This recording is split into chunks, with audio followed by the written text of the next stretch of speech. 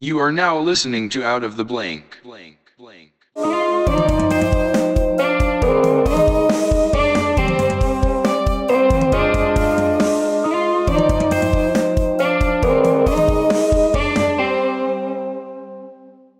ho, ho, and Merry Christmas. I actually have a special edition podcast, not just because it's on Christmas, but because I have met one of my cousins that I have never met before, and he's... How old are you, Cory? I'm 32. You're 32 years old. You're actually the son of you're the son of one of my grandma's kids. She had 4 kids, and one of them happened to tragically pass away from cancer. And you're his kid that we had no idea about until a couple of years ago. Mm-hmm. And I remember my brother said I got the best surprise for my grandmom, and I was like, "What?" And he was like, "I'm bringing her grandson that she's never met before to meet him."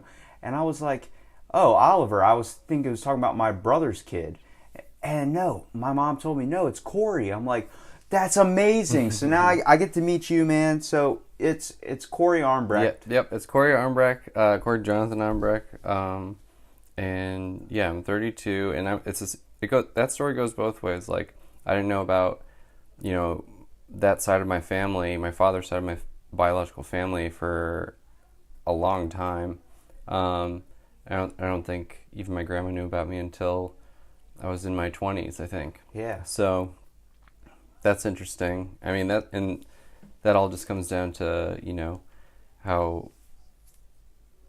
how I was raised and did you grow up knowing that you did your mom? I mean, you never met your real dad, right? So I mean, right, obviously, right. But yeah, I never. At the same time, did you have a parent, like a father figure? Yeah. So when I was adopted by a couple of missionaries in let's see, 88, I think, and they were amazing parents to me my whole life. So I had really amazing examples. Like, for instance, my parents never even fought, and if they did, they did it away from us and that sort of stuff. So I had and they made sure that they showed up for certain things and school pushed events us in the right way. Yeah, right. Just try to check all the boxes, and they absolutely did. And it was always an open-ended thing where we knew we were adopted, and if we ever wanted to look into that, we could, but I mean, we only needed to have that conversation once or twice, and so we always knew that. And in my early 20s, I was getting married, and I just wanted and I just felt like life was doing all right or whatever, and I wanted to reconnect with my biological mom and see if I could find her, just to let her know that hey, you made the right decision.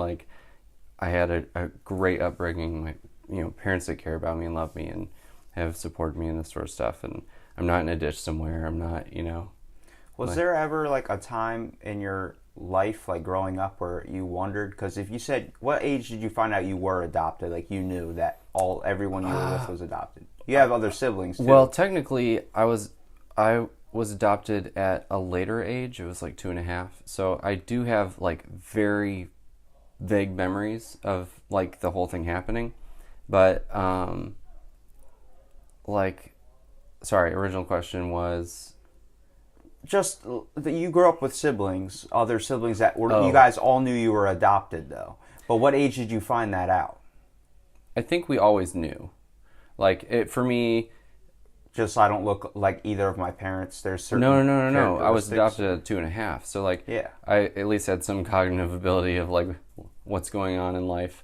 I wasn't for instance, okay, so it's me and my biological brother. That's it for my family, and we have our 2 adopted parents.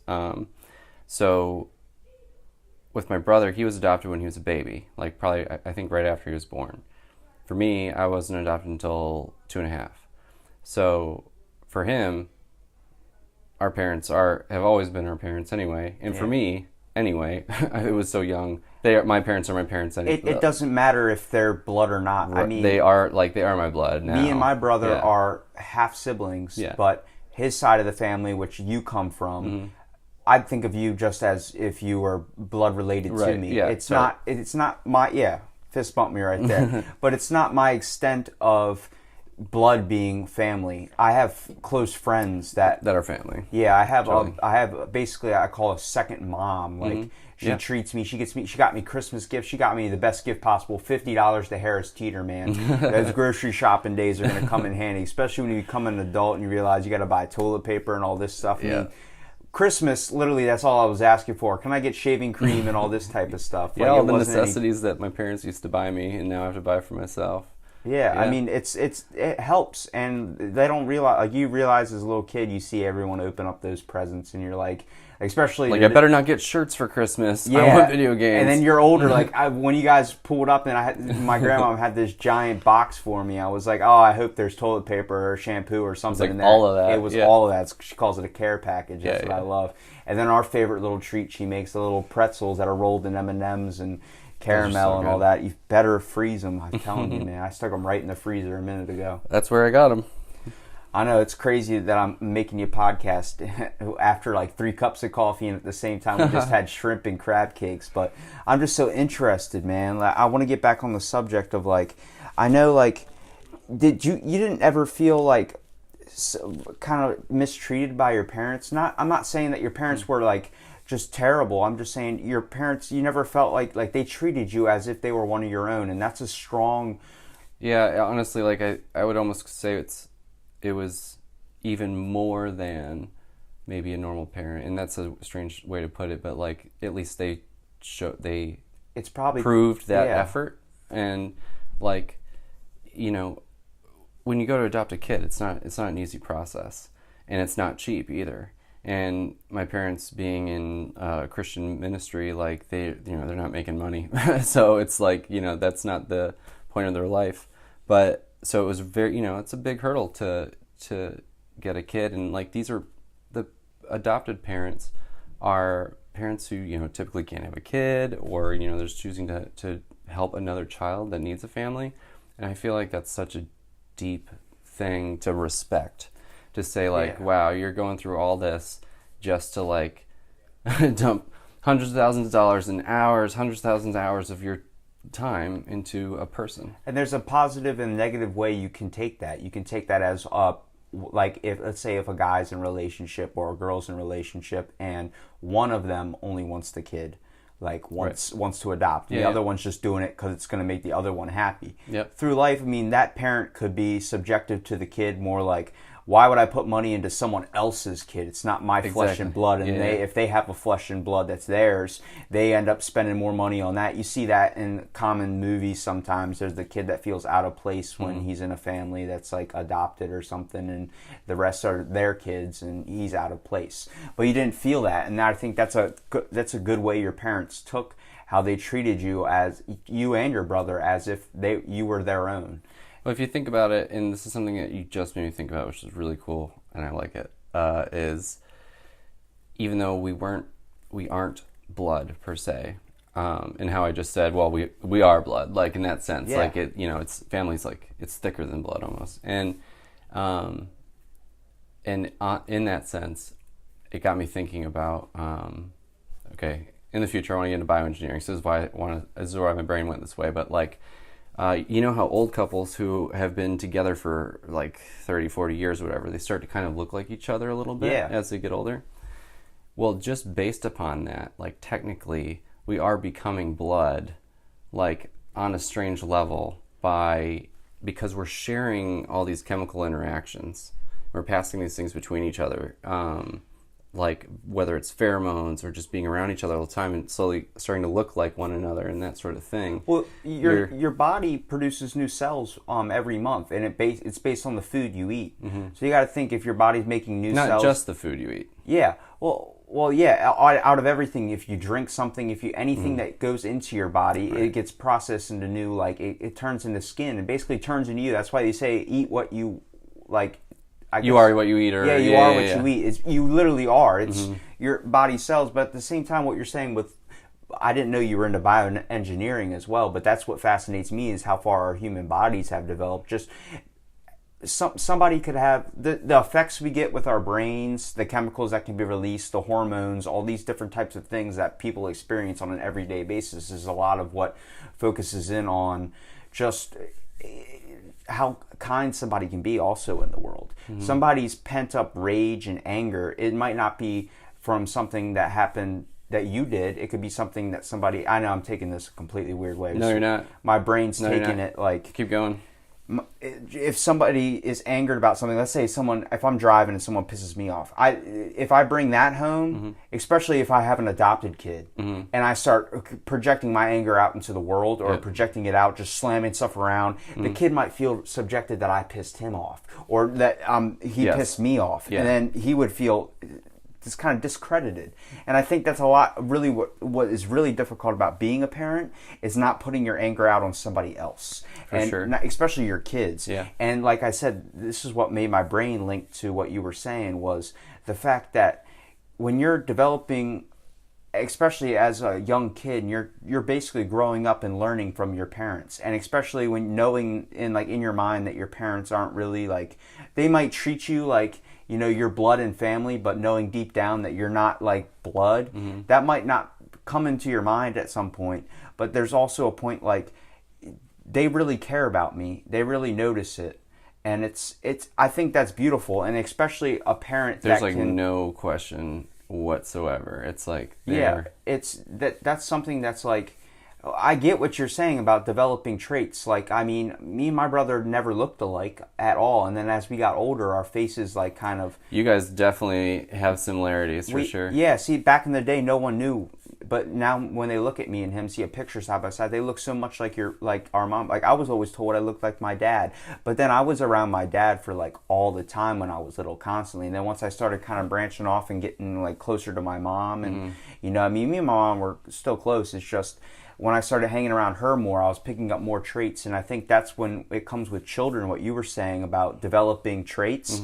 When you, even though you might have traits that are linked to your real dad, the dad you've never met. Right. That you might have traits related to us, like something that's related through my brother that I have or something. But you also have original characteristics from your parents that aren't even your blood. Yeah, just environmental. But you've been there with them, you've developed them, you've picked up their same habits. You might pick up something that they like, that you like, you know, like a movie or, you know, obviously I picked up... taste change. Yeah. That's what I'm trying to say. Yeah. It is interesting to think about nurture versus nature, because through how I was raised, you know, that's nurture. That's how, you know, my parents taught me how to treat other people, you know, and how to, you know, live life in a certain, you know... demeanor. Yeah, a certain way, you know, morals and ethics and things. And then found out a lot about my nature, which sometimes my nature would battle my nurture, in terms of, like, who I was characteristically, like, personally. I found out some of those things from, you know, reconnecting with my father's side of the family, my mom's side and my biological side of the family. So it's like, I mean, obviously, I look a lot like my biological mom. I have some looks like my dad, but, you know. You have the nose for sure. You and my brother and that whole side of the family all have the same nose and kind of the jaw, yeah. But like, you know, it just sounds like there's a lot of personality traits and just ways of being that was more of a nature thing. Yeah. That just I instantly resonated with that side of my family, and whether it's picking up like a certain talent, like, are you fascinated with the sea at all? I mean, at all, like just the water. Do you love the water feel? Yeah, I love it. That's probably a nature thing, just with the fact that our whole side of the family is like surfers and all that type. That's got to be cool as a kid. Like, where's this? Like, if your whole family doesn't have this certain thing that you're so absorbed about, and then you're just like, where is this coming from? Like, that's got to be a secret wonder. Like how we barely know stuff about the human body and stuff like that. It's like, what's this secret that I've unlocked where they're all wondering why, and then the water and everyone else is... You're that guy in the beach that's in the ocean 24/7, and your family was always sitting on the beach tanning. Right. Unfortunately, that wasn't me per se, but like Like I was always was a skateboarder when when I was younger, like the whole time I was younger. Artist. I've always been creative. Your like, dad's in like magazines. Through, like we have old yeah, magazine clips of dude, I him want to in see it. those. Yeah. I think I have his old skateboard too. If you want his That's old fish, sick. it's a fish board, one of those wide ones. That's so awesome. Yeah, he was in a magazine with it, and my brother wanted his dad's, so I got Uncle Mike's, which is your dad's. Yeah. And then I was always riding it because it was a bigger board, and I liked that because I wasn't very good of a skater either. So. Well, I'm not. See, that's the thing. He was a good surfer, but I'm not really a good surfer, which I think is funny because I can skate and I can snowboard and I can wakeboard, but I haven't really gotten like over the hump for surfing. But I still love being in the water and I love the ocean. But the artist side, yeah, I've always been like creative through the roof, very like much in the outlier of like at least how I was raised. And I think that's nature for sure. Was there ever a moment where you, like, you obviously came to your parents and asked like about your original parents, like your original mom, your original dad? No, I don't think I ever asked. No, I never asked. Like in my brother, he had like okay, so I've reconnected with my biological sides. But my brother, he doesn't have an interest, as far as he's concerned. Those biological parents didn't want him and didn't want to put in an effort to raise a human being, and my parents did and went the extra mile to do so. Yeah. So those are his parents, and why would he give another second to somebody else? And everyone is relative, so like you have to, I can't possibly tell him like, oh, well, you should try to reconnect or no. It was just in my case, and like I said, I felt like I was doing okay in life, and I just wanted really the only reason to reconnect was just to say, hey, if this was ever like a question in your mind, did you make the right choice? Like I just want to let you know, you made the right your choice. brother has the attitude like if they didn't want me, then fuck them. I understand that attitude 100%. I feel like I would be that way too. Mm-hmm. But I think there would always be that knowing factor. Like if someone gave you a card right now that had the date and the time, the minute, the second, the hour, everything of when you were gonna die, mm-hmm. You might throw it away, you might burn it, you might do whatever you have to do to not know the answer, but that is always going to be in the back of your mind, especially if someone's like, I'm not going to open it, and then they set it down. There's always going to be that image in the back of their mind, like it has the exact information, that wantingness. But that's something that humankind has always had, that wantingness to know more. We always go a little bit too far in our learnings. Whether it's in a movie you see we haven't stopped. Yeah, exactly. Whether it's in a movie you see like someone that's in the pyramid, there's a warning on the thing, oh, I'm not going to believe that, or whatever, I'll take Don't my hit chances. the red button. Yeah, and next thing you know, Indiana Jones is running from a giant stone ball chasing after him. Like, it's always that, it's a fascination with society, but it's also a downfall that we do have. I also believe that we're a little bit too combative in the world. Like, we're obsessed with war. We're always looking to create something that's going to power over somebody else. But that's also where our fascination with technology kind of takes us. Mm-hmm. And before I get onto the whole technology side of things, knowing that you're into computers and you know a little bit more. I almost just said something on that line, but well, what were you going to say? Tell me. Well, just with curiosity, you were talking about the desire to keep searching or keep finding something. Yeah, the inspiration to create. And in like machine learning and stuff like that and data science, they're starting to like make these algorithms that are performing better because they're using like a characteristic or an attribute or whatever called like curiosity, and it's what keeps the computer wanting essentially to move forward. Like it needs to have like an interest, quote unquote. Did you know in it was either early 2000s or like 1990 something, they had the very first computer, like automated AI like program created by the military, where there were two of them. There were two names. One was a girl and one was a male. And what would happen is they noticed after a while that they were starting to communicate with each other in a code. And they immediately deleted the program and stopped everything. Did not go any farther into the research because they believed that one day, if that kept up, then it was going to turn into like Skynet with Terminator and everything like that. That's insane. Little did they know that they actually hid themselves in our infrastructure, and you're just waiting for the day. It's like a piece of them. Like when you see, I forgot what movie that was based on. There was a movie where the dude was leaving. He could basically live forever, but it was like a program of himself, like Ascendance. Yeah, it was all his personality traits. I was thinking about it. It's Johnny Depp. Yeah, Johnny Depp. It's a really good. I think that movie is really good. Except, I mean, there's huge flaws in that whole thing. Like, the people are talking over like phone lines and stuff, and I'm like, obviously this computer guy would hear you at this point. Yeah. But besides that, they take it to like a really crazy level with like the dirt coming together and like just forming new things, and taking the particles, the metal that's in the dirt. Yeah, that's ridiculous. And I think that's absolutely going to happen. I believe technology is going into a direction that's scary and it's fascinating at the same time. Like, I loved seeing the new, I don't think we need another new iPhone. I think the technology we have phone-wise is fine, but I understand humans wanting us to create more. But I definitely think there's other things we should be worried about too, like finding more better solutions towards that. We should put a little bit more towards medical funding.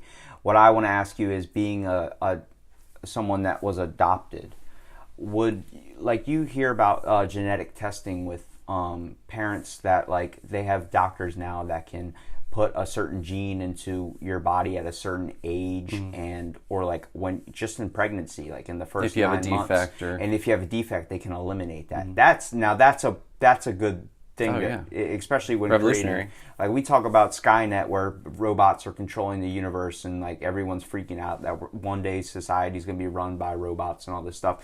No, I think there's a limit to how far we will go. I believe we will hit that one day where we go a little too far on some things. But when it comes to genetic testing, how do you feel about that? Do you feel that, like, a parent should be able to take out a gene like that, or do you feel that's a product of God? Because both of you come from a missionary parents, so it's like there's a Christian aspect or religious aspect to that. And I was wondering if that would come. That's, like I said about being combative. Is that a kind of fight the inner urge for you to want to be into computers and sciences and all this stuff and wanting to be able to fix things? Are you pro genetic modifying? I'm absolutely 100%. And I think, like,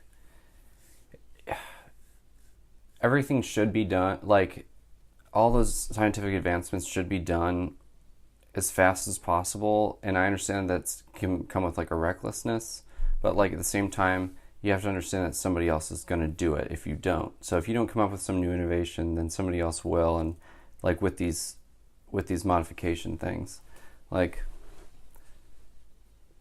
if we don't try to make these things work in functional ways with like low error rates and stuff, like, and we don't put tons of funding and studies in these things, then like it's just going to be it's going to be bad. And I think somebody, like, anyone else can jump into this at any given time. So, for instance, do you know what CRISPR is? Yes. Okay, so CRISPR, that's one of my biggest interests in biotech, in bioengineering right now, and I'm right now weighing my options between, if I go to Pittsburgh, I'm either going to go to robotics or bioengineering, and I'm just trying to figure out the actual order and why I would want to take one before the other.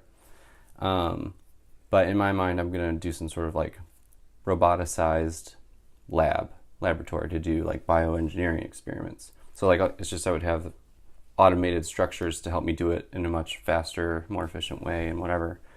And I think it's important to learn all the things we can about biology. There's some things that I actually can't say on this thing, but we can talk about later, that are like, I think are really interesting in this space, but like, secrets? Well, not secrets, just secret time. Just, yeah, sure. Just for my own life plan, I guess. But there's a lot of scary things, like with, for instance, CRISPR. I think a lot of people would look at CRISPR right now and say that like the people who created this technology and gave it away were even irresponsible, because people can do damage with even CRISPR now. But that's just silly, because if they didn't make it, in some Ivy League schools, somebody else would have figured it out eventually. And anything can be weaponized. I could, like, like name it, whether it's a turn- I spoon can- or a hot I dog. can turn an like- earplug into Right. or a Q-tip into a weapon. Right, and I'm, maybe we can talk about gun control and stuff later, but I'm just saying anything can be used for right or wrong. And I believe what we're talking about now with like changing certain sequences of your genome and that sort of stuff, I think are very important, are necessary. Slightly lost my train of thought there, but like that could be used for really horrible things, really, really terrible things. So like, for instance, the flu or a common cold, right? You could turn that into a giant war bomb type situation where you could... Where let's just say you wanted to kill all the Asian people in the world. Okay, we're going to find this genetic marker. Here we go. And then it's it gonna be a only common targets cold. that gene people, that's in Asian people. And only Asian people die. Or only white kids who are between 5'8" and 6'1", or, people with lots of body hair, or someone with blue eyes, like, all of that stuff is possible now. And even though it hasn't happened yet, it probably will. But that shouldn't stop you from pursuing the frontier of science. I mean, the frontier of science is so expansive, and what we still have, what we've made and what we still need to make.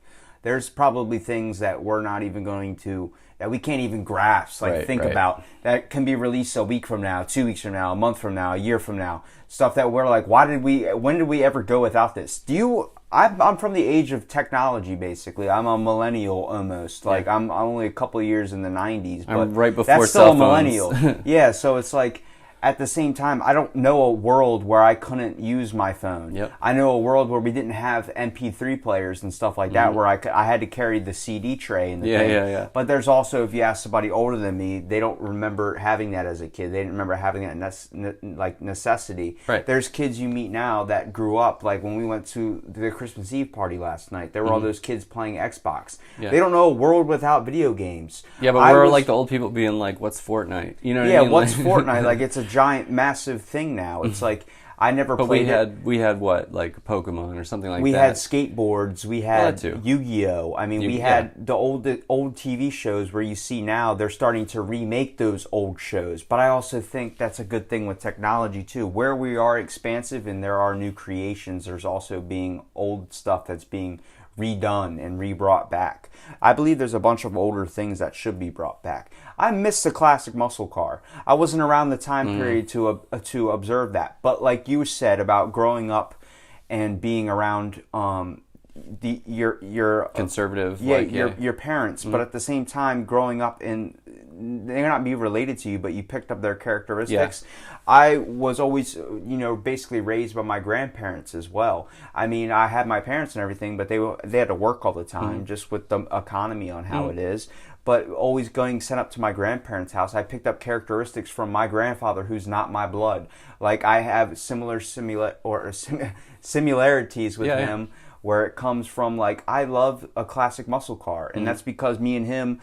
And that's somewhere in the nurture. Yeah, we would always go out and enjoy it, and at the same time, cutting grass. Like, the smell of gasoline immediately links my brain to starting up his lawnmower and smelling that gas in the mornings, and every summer he would pull me out of bed at, like, 10 o'clock in the morning. And I mean, I still get stuff from my grandma that I told her. I go to grocery shopping at 4 in the morning because of her. She taught me the coupon, books, all that stuff, to look at the weekly ads. I save $100 with groceries. I knew when she gave me that $50 gift card to that grocery store, she knew exactly how long that was going to last me. It's going to last me a couple weeks. And I can fill my whole fridge with groceries just off that one card. Yeah, it's huge. And they teach you... And then there's people in the world who spend $50,000 on a meal. Yeah, like I mean, if you have the money to spend, go ahead. But for me, I'm as I want to conserve everything I own when it comes to using every last bit of something. Yeah. Just because that's how my grandfather was. He was raised in the Depression. If you ever seen the value of something, it's If you ever see my pop-up eat a chicken, anything with chicken, he bites it, he sucks it off the bone. My grandma does not watch that. She's like, that's disgusting. But she wasn't raised in the Depression. He went to war, And then his dad died, Mm-hmm. and then he had to come back and raise his family on his own, where he had no money and all that. So when he got sent back, and he had to raise his brother, his sister, all these people, and he had to take care of his mom, basically. You know, food was scarce. Like, he sucks on the chicken bones. I do that too. And my mom's like, we have plenty of it. No, it's not that It's fact. the principle. I put it on my plate, and he made me sit there. I tried to finish my plate. I didn't, but I was like, what I put on my plate, I try to finish. Yeah, like when he sat me down, I literally legit, when they say you're going to sit there all night, I sat there all night. My grandmom would come out for work at like 2 a.m. to go to the college, and she'd be like, you're still here? I'm sitting there, yeah, I can't eat the rest of this. Well, you shouldn't have put it on your plate. You could finish those 2 glasses of chocolate milk, but you couldn't finish the food. I'm like, yeah, and that's because when I would go to my house, I would just waste the food there, and my parents that worked so hard to put this on my plate, I was not observing that, and I wasn't getting the full, and now that I'm older, I respect that. And right. I believe, and we both know how wasteful humans are, like, and with materials, just the plastic in general. problem we have and all that sort of Oh stuff. yeah, man. Like, We waste. We can drink a sip of soda and throw the full thing away. Like there's people in a different, more difficult situation, like Africa, someone that's not experiencing the technological advances that we have, right. And a country that's less fortunate. That's also why our plastic ends up there and they're living on our trash piles, like sea turtles that are being killed by plastic rings, and you hear about Trash Hope you enjoyed Island. your six-pack. Yeah, exactly. All those anti-commercials. They're not sprouting propaganda in a way, but they're also warning you about what we're doing. Truths. We're taking the world down, like global warming, all that stuff. And I believe 10-year thing. That's what I believe that technology should go more towards as well, is figuring out ways to solve this stuff. Yeah, we have programs, EPA and all that stuff, environmental protection agencies that go and govern all these types of things, but we're still losing massive amounts of rainforest. We're losing, global warming is happening. The ice caps are melting. On some level, there was a time with Elon Musk where I was like thinking, why don't we, why are we trying to like colonize Mars? Why don't we try to, fix here?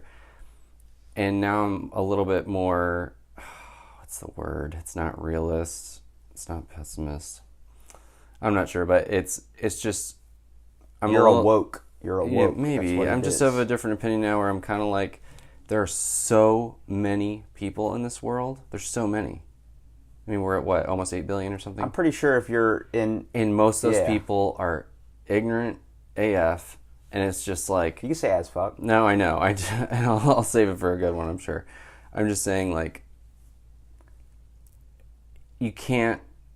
I'm not saying there's some battles you can't win. There are some battles you can keep fighting and not get anywhere with. Right, and it's like you have to look at how much time you even have in your life to dedicate to doing something so crazy as changing the world like that on that scale. Yeah. And for him, crunching numbers in his head all the time, I'm sure it was just like, it was simple math of being like, don't even bother with this world. Get out. Have you seen Elon Musk when, in his interviews? I believe it's with any smart person that's not a good talker. They're not good talkers. It's really hard for them to focus on anything in the conversation. It was awkward. And when he smokes the joint on Joe Rogan's podcast for the first time... I thought he was just trying to play like a fool for kicks. But everyone was calling him out. He crashed Tesla stock by $6 billion. And then over 2 weeks later, he gained it up by $9 billion because a bunch of people started supporting him. Like, he's a person. He just showed that, everyone makes fun of him in the comments section, saying he looks like an 8-year-old that's never seen anything smokable before. I'm like, because he doesn't smoke. He admitted to that before the podcast. I thought he was. I think he does. He looked like he was playing it cool. I think he was. Yeah, I think he was just kind of playing it like, I don't smoke at all. Like, what is this? And I think that's just what he was doing, whether that's for his shareholders or whatever. Yeah. But at the same time, though, he's Elon Musk. Right. He's inventing all this stuff. Why the hell should we give a shit if he is playing how cool he is when he smokes a joint? Like, he's trying to give us worldwide internet, solar He's power, building tunnels that will take you from one side to the other that you don't have to drive on, that are linked with the Teslas, so you can just out of his way. Roll. Get out of his way. They have the Tesla giant vehicle. It's like a roaming Apple store. It's a truck that's completely drove, like no driver or anything, and it can hold other Teslas to drive them to locations like a taxi, basically. So you don't have to have all these cars on the road. He's trying to minimize traffic. He's trying to do all this stuff. He's building flamethrowers. He was selling a flamethrower that he called it, I forgot, it was a most ridiculous name for it. Which, by the way, I really hope it makes the rounds this winter, because I would love to see people like doing videos with the flamethrowers that they got outside, like in the snow, like melting their driveway, or like I think that'd be hilarious. They asked a practical application. Joe Rogan asked him, "Why are you thinking of a flamethrower after you just like are creating the Tesla and everything?" He's like, "Why not? Why not? Why not? That's society's mind with anything technology wise." He did the hats for Boring Company. He sold hats for Boring Company, and I think he made like either sold 500,000 units or he sold $500,000 worth or something, just like within like a day or something. He also sold hats that said Trump on it, but instead of Trump, it was Dump. Oh, really? And he sold millions of that. It's like he's good at what he does. It's the same thing. People give Trump a lot of shit. Trump's a businessman. He does what he does. He makes money how he does. People say he could have made more if he would have did this. Okay, if I go win a scratch off, I buy the $50 one instead of the $100 one. I could have won $100 on the other one, but I won $50 instead. It's like, I'm not going to be happy with what I made. You know what I mean? And at the same time, when we're going back to technology and how advanced we're getting, if you ever hear, like I said, with smart people in interviews, they talk like a dumb person. They don't know how to talk. But the dumbest idiot who's a comedian, like I think of myself as a comedian sometimes, even though I probably pissed some people off. But it's like, if you're not pissing somebody off, you're not doing something right. Right. And at the same time, I talk very good, I think, when it comes to, especially with my podcasts or interviews, I can think of some really good stuff. But all my knowledge is based off someone else's knowledge. And I guess technically mostly all of ours is. All of our opinions are too. Political is just another view of somebody else's. But like when I'm listening to Dr. Rhonda Patrick or somebody that's on Joe Rogan's podcast, it's like I'm hearing them talk and they're talking about nutritional and stuff that like you have to sit there and listen, like this person doesn't know how to get out what they're saying. But then you hear Joe Rogan go, oh, and then he re-explains it, and it's like dumbed down version. Yeah, but it makes it more normalized, and he can say it better. Like if he had their mind, he could speak it out. That's why, dude. That's why I like being around just smart people. You know, I was gonna say smarter people, but like everyone's smarter than me. It's just like it's always great to surround yourself with smarter people, because especially if it's in a friendly scenario, because learning something really comes down to a teacher, because a teacher would see in your facial expressions whether you're getting something or not, and then they would rephrase until you understood it. Right? They would do whatever they could. Not any all object teachers, lesson. sadly, Right. Yeah. Exactly. Then that's your difference between, I guess, a good teacher and a bad teacher, or a busy teacher and a teacher has time to invest specifically in one person. But like, I've had so many like things, like pieces of knowledge revealed to me that just clicked so quickly because of the teacher, and it was just somebody being like, "Oh yeah, that's just because this," and I'm like, I've never heard it put that way. Everything just clicked, When I was in third grade, I transferred schools, mostly because I had really bad ADHD, and they tried to tell my parents that I was like mentally challenged. And what they would do is, I swear to you, 100%, and it's a school system in this area. I'm not going to say their name, but they put me in a room with a door and a window in the door, and it was a white room with a desk. They put you in a solitary? Basically, yes. And I would sit there with a table, and the teacher every 10 minutes would walk by and make sure I wasn't doing anything. I'd just sit there, and I was in third grade, so this was back in my time where there was no phones or anything. I couldn't pull out my phone and sit on my phone. I was sitting there, and they would set something like a piece of paper or like a pencil down in front of me in a book and like write this chapter out or something, or do something like that, trying to calm me down. That's a good way to develop your social skills. I had such bad anxiety, and not anxiety, but ADHD, where I couldn't sit still. That was just sitting there. I'd end up getting up from the chair and walking around. They thought I was mentally challenged. And they tried to tell my parents that. And I told my parents one day, I'm not going to school. They said, why? I said, the teacher just sends me out of class every time I go in. And one time, I think it was the day before I made that decision, was when I came to school and I had a really bad dream that one of my parents got into an accident. And that'll mess any kid up. It was like a realistic dream. And I was crying when I got to school after riding the bus and everything. And she was like, I can't handle your shit. That's what she said to me. I can't handle your shit. Yes, get out. And it sent me out. And I called my mom immediately. They came, picked me up. I'm sure your mom raised Cain. She was so just dropped, like, by that a teacher. She didn't really believe me what I was saying until the next day when I was refusing to go to school. Like, I'm not going anymore. I'm not doing anything. I'm not getting out of the bathroom. I'll lock myself in here. And I went to this other school, and this other school system, I met this third grade teacher that introduced me to my best friend. And she's someone that wants to do my podcast. She saw, like, when it started blowing up a little bit, she was like, that's Robbie. I taught him. You know, I would love to do your podcast. Came out and messaged me. I'm like, yes. And we got so many things to talk about. It's because she's a teacher that invested the time and effort into each one of her students. Mm-hmm. She took the time. Her name is Miss Williams, or her name's Chrissy Ulrich, but when I knew her, it was Miss Williams.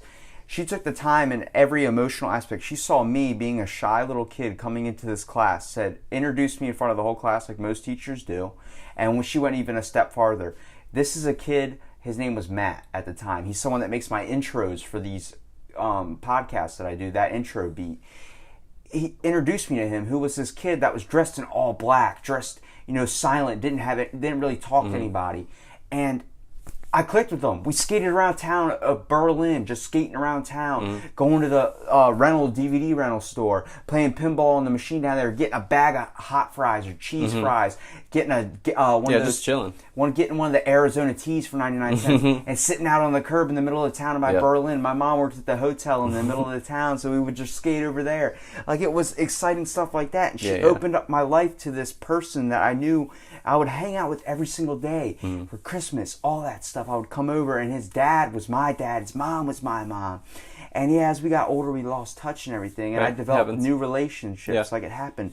But it was those formative moments that I think about sometimes when I'm driving through the town and I see, what's changed, obviously, what we've added technology-wise that these other kids are growing up with.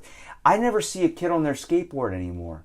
I don't see a kid, even in Ocean Pines, which is known as a small neighborhood thing. It's all older people, but I don't ever see anybody, riding around like it used to be. There's nobody scootering or doing anything like that, even though kids made fun of scooters all the time. I'm like, but I bet I've seen kids tear it up on scooters. Exactly.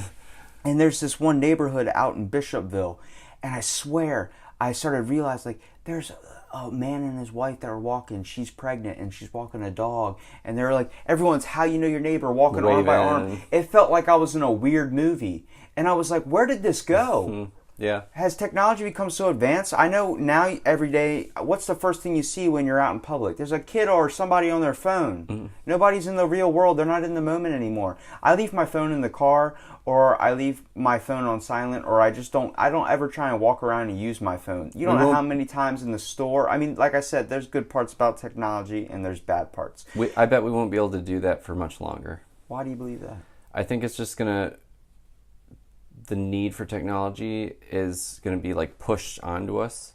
Like, for instance, I don't know if you've been paying attention to like what China's doing right now. Yeah, like they're getting like hyper surveillance and hyper like social credit system. Most of your payments now are on your phone. Like, there's like everything's locking you into your phone, like so much, and even it's like, you believe people are going to want to outbreak from that? Like, it's like being... I think people already do, like what you just said. Like, there's people who say, like, after 8 o'clock, at 8 p.m., my phone's off. Or whatever, people have their different things. Staring at that freaking screen, man. Right. And sometimes for me, when it pisses me off is when it's like, whatever, 2 a.m. or 4 a.m., whatever, and I'm just super tired, I can't watch TV anymore or work anymore or whatever. And, I'm starting to nod off, so I go and get in bed, and then, I'll get my phone out and start, looking at stuff. Next thing you know, it's 6 hours later, time to go back to work. Hopefully it's not that bad. But, yeah, you're like, what? You don't know how much that resonates with me right now. Yeah.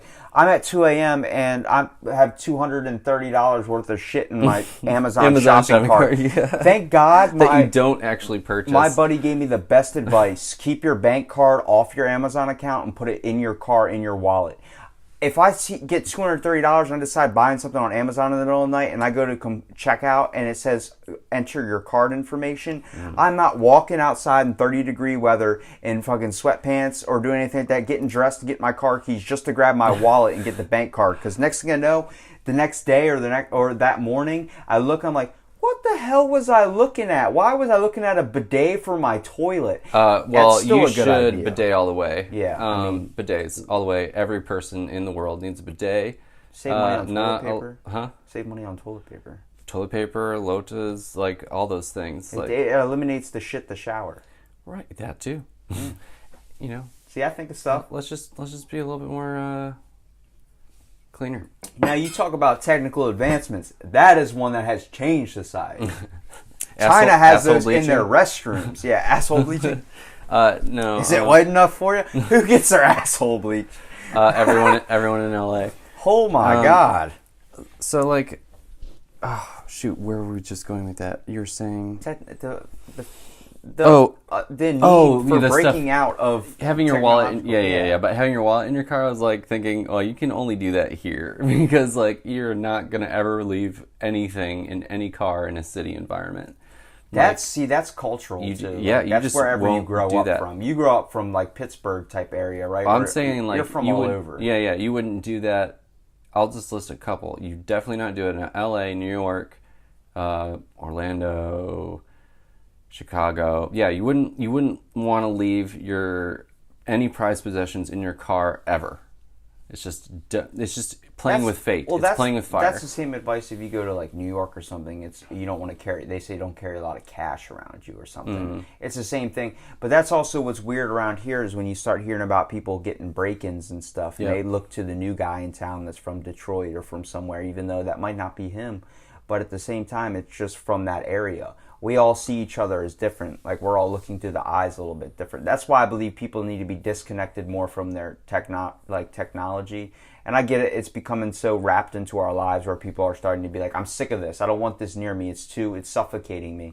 But at the same time, they won't last, I feel like, and that's what makes me sad. I also believe that technologically, like we're going to get to a point where we're going to be wearing like glasses that are, like GPS, like everything. It's going to look like Dragon Ball Z with the little navigator on the eye. Or just contact lenses or whatever. Because Google's been working on those. Did you see those? That movie with Bruce Willis where they were all like able to put themselves into an alternate reality, like in a robot, like a machine puppet thing. Yeah, and then go around and do that. That's like some Matrix stuff, man. I hope we don't get as advanced as the Matrix, dude. I would hate to know that right now. First off, you don't know that we aren't in it. So there's that. You're like this one guy I work with that got me believing in Bigfoot, man. He got me 100% down with Bigfoot. I won't deny Bigfoot. I'm not denying that Bigfoot's not real. I can't say I've seen it, but I would like him to be real. I feel like chances are decent for there to be that type of. We're hitting so many segues. Oh, who cares? This is. The Matrix thing. Do you like DMT? Do you like DMT? No, but the Matrix thing fucking that scares the shit out of me, man. I watched Matrix when I was little, and I still don't even think I've watched a full movie of the Matrix. I've seen like bits and pieces of all of them, but makes sense. It makes sense because you look at how even in our lifetimes, like where video games have gone from, like we used to say maybe even on like Nintendo 64, like look at how realistic this game is or whatever, and like you look at how far graphics have come and how immersive games have come from Pong to Grand Theft Auto Cities, and like all these much crazier detailed video games. And it's like if you just look at where it's going, chances are that like this being some sort of simulation are so high, like just the numbers, just the chances of it happening are just so high that it's like it's really likely that we're just in this like recursive simulation that like somebody's making a video game, and then in that video game somebody makes a video game, and that video game somebody makes a video game, and it's almost like an infinite like rabbit hole. I mean, they have NPCs, which are non-player characters, where it's a computer that like if you're talking. I just watched a podcast of this, but the guy was like, an NPC is someone like. It's a computer program. Yeah, it's a computer program, but it's built in the game like that. Like if they're a blacksmith, they're always going to be a blacksmith. They have a script, they have a set code where it's always going to be like that. It's never going to change. They have a certain action or whatever. I made a to your tic-tac-toe action. game, Yeah. and like it plays against you, and technically that's an NPC. Like, but like when you get into the simulation side of things, it's like we have like the Sims and stuff like that. Do you believe that the world will have NPCs like in life, like you're like someone that's like Autonomous robots? Yeah, that looks like you, talks like you, is you, but it doesn't have your same thoughts. So every question I ask, it has a set code or action to it. Based upon like an algorithm used to derive my patterns? Yeah. Yeah. Well, I'm thinking like if I go to a store, there's going to be a person that looks like a person, but it's not a person. It's a machine. It's an android or whatever. Yeah, like can I get this, and they have a certain action for that, and then they have a list where like that does not. Well, to be honest, Like when you ask Alexa, hey, what's the weather? She'll tell you the weather. But then if you ask, hey, what's that song I like? I'm sorry, I did not understand the question. I feel like that can be possible, like with a human like form, but it's not a human. It's a machine. Yeah, totally. Like the movie, was it Jude Law? AI, artificial intelligence. Yeah. And I think he's like a male prostitute or something, but he's a robot, right? Something like that. In the future. And I think, especially we've seen like sex dolls coming.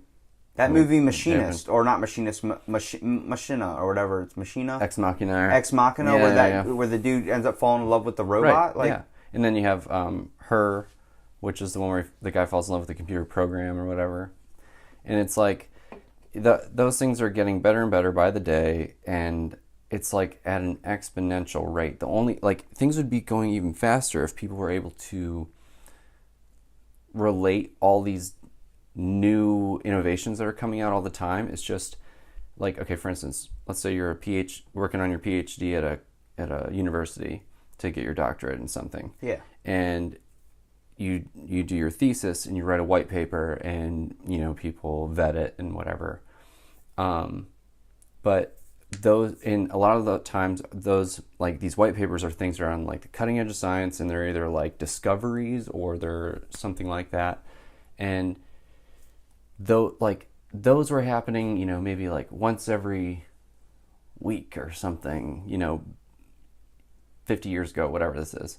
But like now it's happening where we have like hundreds of papers or thousands of papers, whatever it is, coming out every day, because there's so many people in these fields and there's so many discoveries happening and all this stuff. And it's like, it's like a bottleneck it's like an information overload, because all these things could relate to all these things. 1,000 new discoveries here could relate to these 1,000 different discoveries that happened 2 weeks later, and they could like work off each other to, exponentiate, that field of science.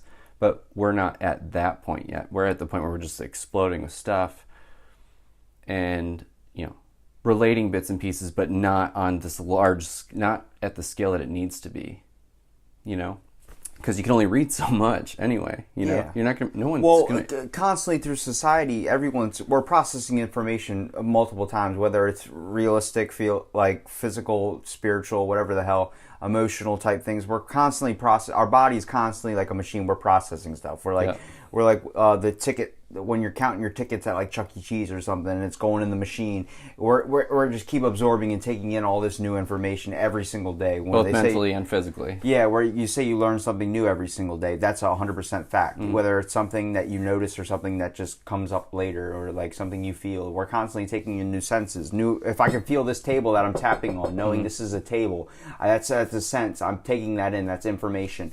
Everything you touch is information. It's your body processing. Your brain's not just the only thing that takes in information. Your body's taking it in as well. Mm-hmm. Whether it's pain, whether it's love, whether it's compassion. And that's a beautiful thing about humans, but it's also one of our biggest downfalls too. With our constant wanting to know more and our constant processing, that curiosity, that aspect, it's too much sometimes, I think. And like I said, I like sticking on the fact of curiosity killed the cat. Yeah, but at the same time, overload. I really hope one day like everyone starts to kind of back off from technology just a little bit, but I don't want to stop innovation. I don't want to stop stuff being created. I like seeing new cars. I like seeing like new things that can help each other. And the one thing I want to ask you before I totally we got into this giant conversation was your bioengineering. Are you fascinated with helping like a World War veteran or someone, a military person that has lost a limb that can physically, like the robotic arm? Like there was That's cool. That's cool with the robotics, but in the bioengineering sense, I'd be more interested in studying, like crabs or crustaceans, and then saying, okay, how can I take their DNA, blah, blah, blah. And then beyond that, I would start looking... Stem cells. Yeah, and then, right, but that's just such a high-level, I know, broad but thing. Like, but yeah, stem getting cells their stem is what cells you're kind of like thinking about. And growing their arm back, but like, not only that, but like, there's so much more to learn in that space of like growth speed and things like that. It's like, what if we learned how to heal our wounds 10 times faster, 100 times faster? What if like our bones could, re-heal or whatever? And if that's the case, once we're able to quantify, how and like measure all those things and change growth rates and whatever, then it's like, oh, you lost your arm. Okay, well, you got a new one, the next day, and then it grows back in 2 weeks. Or now we're starting to do things with like organ printing and stuff like that. And even though we're not there yet, we will be soon. Where it's not gonna be that big of a deal, I think. Well, obviously, won't be as big of a deal if you lost your arm in comparison. But like, just being able to say like, okay, I lost my arm. Go to the hospital. They take my DNA, give it overnight. They print a new frickin' arm out, and it's completely, what's the word I'm looking for? Applicable. It's completely like senses all that. There's a word I'm looking for. It won't get rejected because it's totally set up for you. Yeah. It's based upon your biology. It's compatible. Yeah, it's compatible. Thank you. That's what I was looking for. And so I think we're getting into that, and it's like we have no idea where that stuff stops because we haven't even thought that far. It's like what happens when we're growing new brains and things like that, and like there are people actually growing brains right now, and we've found out that we can transfer certain memories from pig brain to a pig brain, which is scary. Have you ever watched Black Mirror? No. Oh man, you gotta watch Black Mirror. Okay, Black Mirror is like this like future shock show on Netflix. I think they only have like 15 episodes or something, but they're all like hypothetical, like what if the world was like this in the future? And they're all very like realistic in their guesses, in like even though these are alternate universes, like one is they deal with people and their phones and how like locked in they are, and like they are doing everything with their phone. Every interaction they have, they rate somebody if they're good or bad, and everyone has this like social pressure. Kind of like Uber. Yeah, exactly. You have a good experience, you rate them high. Yeah, but it affects people, and it affects relationships, and it affects like all sorts of stuff. So that's one. They have another one where like they can take your consciousness out of your brain, right, and transfer it essentially onto a hard drive or into a new brain, right? And essentially what they do is they keep these people in torture chambers where they're almost like, it's like they're having a dream. They're just, all they are is a brain in a jar, but they're alive, right? And when they're alive, they put these people in these dreams where they're in these torture chambers getting killed in horrific ways. Then they wake up again. Then they get killed again in a horrific way. Wake up again. It's infinite death. Horrific death. Oh. Right? Isn't that the scariest thing ever? So like, and that's one of their episodes. That would be good to get information out of somebody if you could like torture them over and over again and make them experience death over and over again, and they wake up like, you ready to tell us the information now? Yeah, just don't chop my head off again, Yeah. But nothing would stop you from doing that. But like so anyways, we're definitely approaching these things. For instance, Elon Musk is working on he made a company called Neuralink. I don't know if you're familiar, but like they are going to be probably one of the first ones to release like a little like head device, like Professor Xavier wears in X-Men. Kind of, yeah. I think this will probably look a little bit more like kind of like a head mesh or whatever, but it can read your thoughts to a degree, and just being able to know that we can do that is all we need to advance further, and to be able to say, okay, right now we can only get like one word a second or something like that out of a brain, but once we know how to do it, we just improve upon it, and eventually we can read audio, visual, everything. Then we're like... I mean, how far until we really get to be able to put something on our head that, like, we think of it, it goes through a machine and it creates it immediately? I think that sort of thing, maybe 50 to 75 years. I feel like we would maybe be able to be at that point in certain special cases. But I think Neuralink and the idea of being able to, most people I've talked to about connecting your brain to the internet feel that it's the worst idea in the world. And I get the knee-jerk reaction with the dangers, but I actually feel like it's one of the most important advancements in all of humanity, because it's like that whole singularity idea. Yeah. I wish I could learn everything. I wish I could know everything, right? I wish I could read every book and had time to do it. I wish I could be a PhD in every single science and whatever. But you can't. We only have so many hours in a day. Yeah. You got to work your job. You only have so many hours for school. You only have this. You have to pick a path. Amount of time right. Too. Yeah, you have to pick a path. What are you going to be? You can't be everything. Got to be one thing, or a couple things. But to, let's say, put all the smartest or most, advanced people into this thing, and to instantly have this knowledge of 20 years of dedication of their lives, in those fields, and to have all of it at once, putting it all together, connecting all those dots in one go, we are just gonna shoot it into a chip and shoot it into somebody. Imagine that shit. Exponential. You got freaking Jarvis from the Avengers, that dude with the red dot in the middle of his head. Oh yeah, that's right. The one with the Infinity Stone. Uh-huh.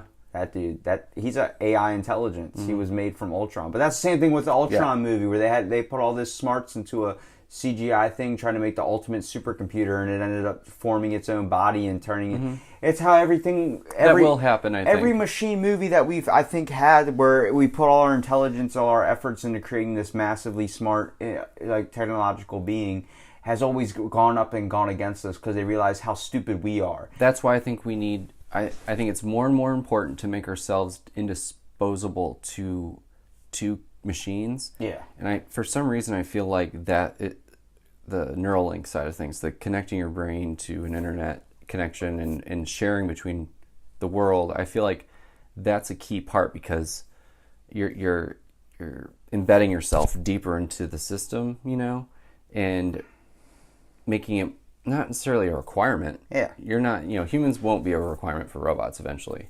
but they need us at this point. But if we put ourselves in at that stage, I think we'll be able to get taken along with that evolution versus getting dropped off Terminator Matrix style by robots. I think we're going to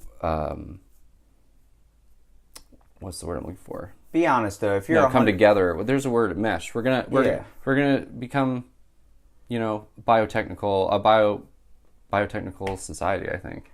But be honest though, if you're 100% smarter, a lot smarter than someone that was controlling a whip every single day and was whipping you every single day and telling you how to run things, you're like, why am I doing this shit? Eventually you're gonna be like, all right, I want to fucking outsmart this person and I'm going to be the boss. Or, you're going to have those thoughts. There's times, back in school where there was someone that was stuttering on a page of a book for, 3 hours, and he would have to read aloud to the class, and I would surpass him in every way, reading wise. Everyone's different. And I'm sitting there why the fuck we got to listen to this shit? It's going to take us forever to get there. Well, I'm going to have homework.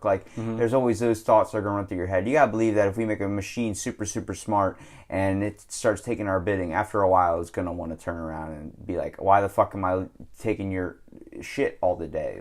But if we had already merged, for instance, we had already uploaded our global consciousness of 7 billion people or whatever, right? We're already a computer model.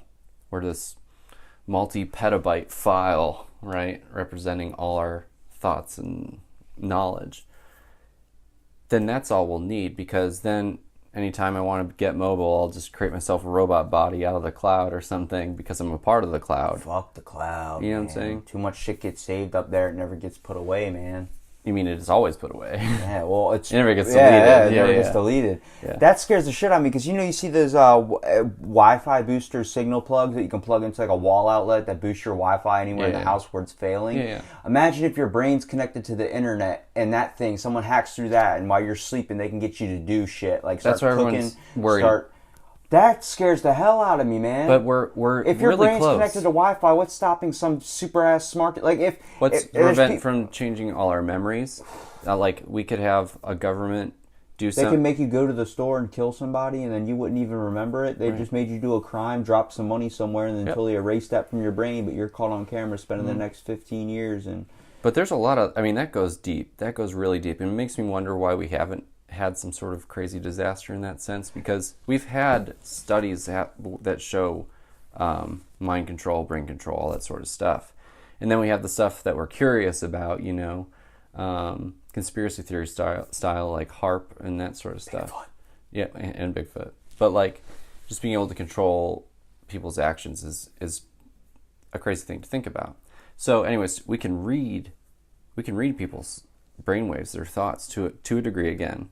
Not 100%. We can't fully decode that yet, but we're on our way, like where we can start seeing images out of people's heads and stuff. So like in the movie Final Fantasy, this girl records her dreams. We're going to be at that point soon. Like all that sort of stuff. So we can read, but that means we're also going to be able to write. And that's where the scary stuff comes in, because it'd be awesome to have all the smart people and all the, peaceful people put their brains together. But who says that, the one Hitler brain isn't going to poison all the rest? Or vice versa. It's hard to tell what's going to win out in this global model. And that goes back to the whole first question of how being race and everything like that. Imagine some kid that's super, super smart, raised by dick of a parents that teach the kid to hate the world. Right. He's going to want to do some hacker type shit where it starts messing with people and killing people or doing something. He's going to grow up corrupted and twisted. But there's also different aspects of that where two horrible parents could raise such a smart guy, and then that kid could want to be the complete opposite of his parents. Right. But it's also can be the complete role reverse where the kid's a piece of shit. And there's like really, four really solid nice. options there of like where it could go. Shit, dude. But that's like it's really life with everybody, whether they grow up or not, is rolling the characteristics. I'm pretty sure at a young age everyone thought I wasn't going to amount to anything, and now I'm about to graduate college and I'm good for you. Getting all this stuff. Thank you. I'm getting all this stuff done. Like I've been a pretty good person. I think it takes, like I always say, it takes more muscles to frown than smile. Like I always hold the door open for people, but that's also a lot of basis on how I was raised and seeing like how much, like, in society you're walking around, people are really just assholes, not really giving a shit. A lot of people are, even though there are some good people out here. But I mean, even when you go to, like, I ran into 3 people today at the store, and it's Christmas, and it's like, I understand you're open on Christmas, that's gotta suck, but at the same time, they were so, like, get the fuck out of here, basically. Like, when I would walk in, it's like, I understand, man, I'm not, like, trying to, I'm sorry you're here, but I always say Merry Christmas, something like that. But they're there anyway, so... Yeah, it's like, how hard is it to be that? I understand you're pissed off that you gotta work on Christmas, but, like, at the same time, does that make you want to be an asshole? I mean, do you really want to project yourself out to the world? I think of myself... Yeah, projection's hard. Everyone projects. Everyone does. It's like, even if I'm not... Like, when I get pissed, I get quiet. Even though I'm not yelling at somebody or saying something mean that can hurt them, I'm still actually projecting my energy of being like, I'm pissed the F off, And people are like, what's wrong? I'm like, nothing. You can cuss, man. No, I know that. I'm just saying, like, it just, you still project, even if you're not trying to. So we all project, and sure, we've all dealt with where you're like, why are you mad at me? Whoa, I didn't do anything to you. How'd you get the 10? Yeah. I understand that 100%, and I mean, that I try and look at both aspects of what someone might be going through, whether, like, if they're coming home pissed off, it's probably because they have something going on in their life. Like, if you have someone, like a family member, that's like, you say something that's like, hey, can you at least take the trash out? Why the fuck I gotta take the trash out? I gotta wake up early in the morning or something like that. And it starts flipping off. Like, you gotta realize, like, what made you get there? And that's usually what I ask. I usually just sit there and I'm like, I'll wait till you apologize. I'll wait till you think about what you just said, and then I'll walk away. And then 5 minutes later, they come to me. I'm sorry about what I said. I didn't. It's not. I'm not mad at you. Or they may not. Else. Yeah, but it's like they look. You got to look at both aspects of everything. Like, what's going on in this person's life? What's going on? Like, are they thinking it this way? Are they thinking it that way? Are they taking it this way? Are they taking it that way? And that's oh man, there's so many things there. It's like, it's like, why are you snapping at me or whatever, and when you didn't deserve it. And that just, for some reason, that just made me go towards a problem that we're having with like gun violence and stuff. We're seeing so many problems in the U.S., and I think it's due to humans have limits, and not everyone's different. Everyone's limits are different. Some people have pain tolerance, some people have none. Some people have this. Some people have patience, some people have none. And some people like get attracted to certain types, like something that, like, if you stick your hand on a stove and it hurts you, someone else could be attracted to that. That might feel good. Their pain sensors might be switched around. Yeah. So we have that, and in the fact that we have those limits, like that we can snap, it's like bad people, or it's like you end up seeing good people become bad people. And I think that's an interesting, relating to what we're talking about with technology in general, like humanity has limits to what it can handle, and we're moving so fast that we don't know what those limits are yet. We don't know if we can handle what we're building. Yeah. And in my mind, it's almost like a tall skyscraper, and it's like it's just going and going and going, and like it's getting more and more top heavy as it goes. You know what I mean? Like a Jenga tower. One piece is going to make all that come down. Yeah, and I wonder about that for sure. But like, I believe that's in any person that's like technologically like cultured or accurate on anything, that knows what's going on with technology, how far we're coming. I mean, you see grandparents that don't know how to work a phone, don't know how to, well, there's still times I like, for instance, there's sometimes Skylar just showed me Minecraft yesterday. I'm like, how do you play this? There's sometimes like I go to turn the TV on and I have the wrong remote. I turn on the ceiling fan or something like that. It's like that movie Click, where Adam Sandler has a remote that controls the universe, and he's sitting there trying to turn the TV off, and he's pausing life. Like it's stuff like that. Like I believe, there's a certain point where I believe a generation or age group just it becomes defiance of not wanting to learn what the new thing is. Like I see my grandma downstairs now. She's 70 something, and she's using an iPhone and sending me stuff. That's pretty cool. She's sending me DMs on Instagram. I'm like, wow, what the fuck? Do you know this? That's amazing. I barely know this stuff. Right. And that's then amazing. Kids are saying, like, texting me, like, or Snapchats, like people like that are a little bit younger than me messaging me, like, AF or something like that. Something I don't know what the word means. I'm like, I'm old. Can you explain that to me? It's like, holy shit, I'm like looking at myself like how I looked at my grandparents back in the day. Like, it's a flip phone. You don't see you hit this green button to call, you hit this red button. What I thought was, you swipe, you do something like that. Now it's like I'm falling out of touch with it because I've been trying to close myself off from how far we're getting into technology. I walk into my buddy's house. He goes, Alexa, turn the lights on. I don't have any of that. He bought me an Alexa. I have not plugged it in. I have not used it. Well, you're broken. Since Do that. He bought you can change his light colors and stuff. I can't do it, man. Yeah, the other night he's like, Alexa, make the lights red, and just everything went red. I can't do it. It's too much for me. I don't like that. And then you're in for a world of hurt. I feel like you should enjoy the next 10 years as much as you can. At the young age of 20, I shouldn't be so turned off to technology. No, I'm just saying, like, I might just go Amish. Seriously, you have get a wagon. That's where it's going to go. I think people are going to have to really like go to their own communities to do that. It's like the movie The Village with M. Night Shyamalan. Yeah. We've made so many movie references, and I'm going to make like two more. But I think some of his movies are good. I'm excited for the new one, Mr. Glass, that's coming out. Me and my mom. That's all the bad guys put together. Right? That's our tradition is seeing an M. Night Shyamalan movie. But Lady in the Water is probably my favorite. Village is up there for me. Especially because of the soundtrack. Well, The Village Most of the soundtracks are good. The idea of that movie is a little bit ridiculous, too. Like, they were only a couple of miles away from the road.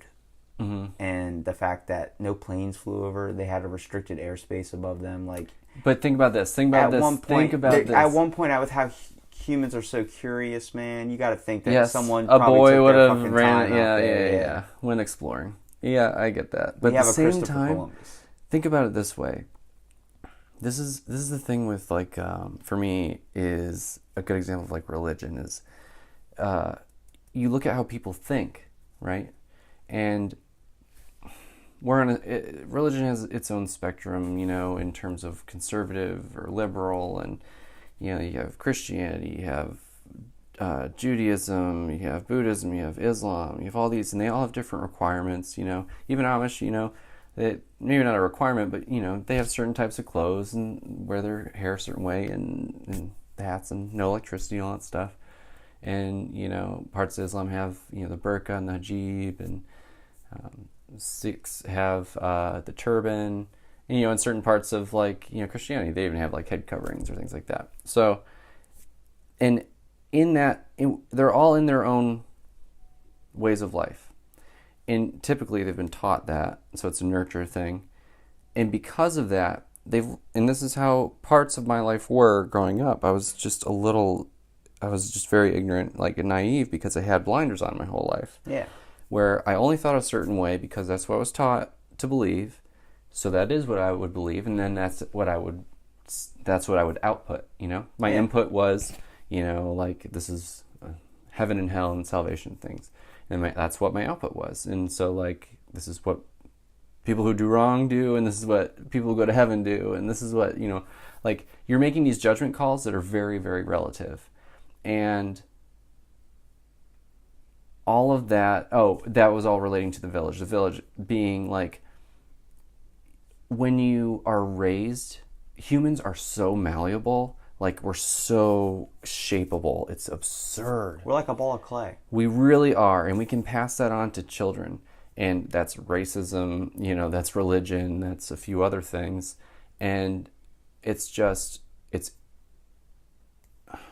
well, even if your parents raised you to be... It's possible for that scenario to happen in my mind because you really don't think outside the box when there's a box around you. I definitely believe that technology is going to get to a point where people are, like you said, are going to start closed off, but they're going to probably form their own different grouping and live like the Amish, where there might be a group of people that are just that might be like how our society is now. Mm-hmm. They don't want to go any farther, so then they're going to stick in this time period. They don't want a house with moving floors so you don't have to walk anywhere. They don't want a house where the refrigerator gets up and comes to you. Even though that's nice as hell when it's 2 o'clock in the morning, you don't want to walk downstairs. But at the same time, there's going to be the need to want to be able to only go so far. And I believe society's probably going to break off into certain points where there's going to be the super advanced side and the super basic side. Like in Texas, those people still wake up to a rooster sometimes. There's people that live out in the farm country that we think, oh, those people are country. Are they country, or are they just in a different modern time period, a more standard time? There is a point where you think of country moonshine and straw hats and corn sticking out of the teeth and all that, but I'm pretty sure at one point that was technology for all of us. And then agriculture. Next thing more stuff moved on, and some people were just like, I'm not moving, I'm not staying, I'm not going anywhere because of this. I'm going to make my home how I've been living my life. I definitely get set in a routine where I don't like... Different strokes for different folks, too. Yeah, when I get set in a routine, I don't like changing it. I have a certain time I go to the gym, I have a certain time when I eat, I have a certain time, right. If someone creates an object or an obstacle or interferes with my schedule at all, I get a little iffy and a little bit spacey with it, just because I'm hooked to what I'm used to. Yeah, it's like being in a comfortable vibe, but I do believe you need to break out of that shell sometimes. Like when I started podcasting was when I realized I was so much of an introvert. I was just going, working out, coming home, working out, going home, working, just doing all this different stuff, and I didn't have a social life. I got disconnected from friends and stuff. Yeah. And it's the same thing when people play video games all the time and get addicted to it. I used to be super into video games, and I fell out of it. I can't even sit down sometimes to play a game. It's you get into your comfortability type setting, and it's hard to break out of that shell. That's what it is. People get comfortable, and they don't want to change because they're comfortable, and that's just from repetition for sure. And that can be all sorts of problematic things like hate and whatever. But oh man, you actually had me thinking about something really interesting there, and I lost it. I know. Well, dude, for a podcast, this is on my title of my podcast called Out of the Blank, and all these questions have been out of the blank. Like we've been pulling this, like this is like some universal type stuff. Like for Christmas, this is some weird things to think of. Like I'm glad I didn't get like a Amazon laptop or something for Christmas because honestly, at this point, I don't even want to pick up my phone to touch anything. And technology got me scared shitless that we're going to be like. The one thing that fears me is RoboCop. That's the one movie reference I was going to make earlier. Okay. The fact that it's been a minute since I've seen it, unfortunately, but give me a what part about it? A cop was in a terrible accident, was shot, like exploded, all this stuff, and became bionic. That's what I think of when I think of what you're into when you say bioengineering. That's just how my brain takes that, where it takes into adding certain characteristics onto humans, either increasing their life or making them better, faster, stronger, that type of deal. Yeah. But the fact that he had all these machine parts hooked onto him where he was a bionic man. But he also adopted that half computer personality too. But he had the newest, I'm talking about the newest one that came out where he was sitting there. Did you ever see the new one? No, I didn't see the new one. They were like, I got to show you this video after we're done, but he was sitting there like the machines were holding up and he just woke up after his surgery and everything, so he's already formed. It's like when Anakin Skywalker was burned and he was turning into Darth Vader. He had the suit on when he woke up. He was like, no, and they took it all off and he was all pissed because he couldn't breathe and he looked all deformed and terrible. Like, put it back on. Yeah. Well, it's the same thing with him. He was put in this like suit where there were only very few things that were his own, and then he was like, "No, take it off. I don't want it. I don't want any of it. Take it all off now." And then next thing you know, they go, "Okay," and they're like, "It's too late." A machine comes up, takes all the pieces that are not his off. They only left him his arm, his left arm. Then it was like a bunch of his blood vessels connected to two lungs that were held together by plastic so cages. He was like nothing. And then it was just his face, a little bit of the back of his brain. I like that idea. And like it was like missing like little pieces, like his liver was there. They recovered like his stomach, everything they could. But they were all plastic organs, but everything that like was unusable, they took off. So there was nothing left of him. And he was like, just end it, just kill me. I don't want to live like this. This is terrible. And he was like so scared because we already told your family that you're seeing them tomorrow. Put it back. Like he immediately got that connection. Like his family was more important than what he was. Himself, yeah.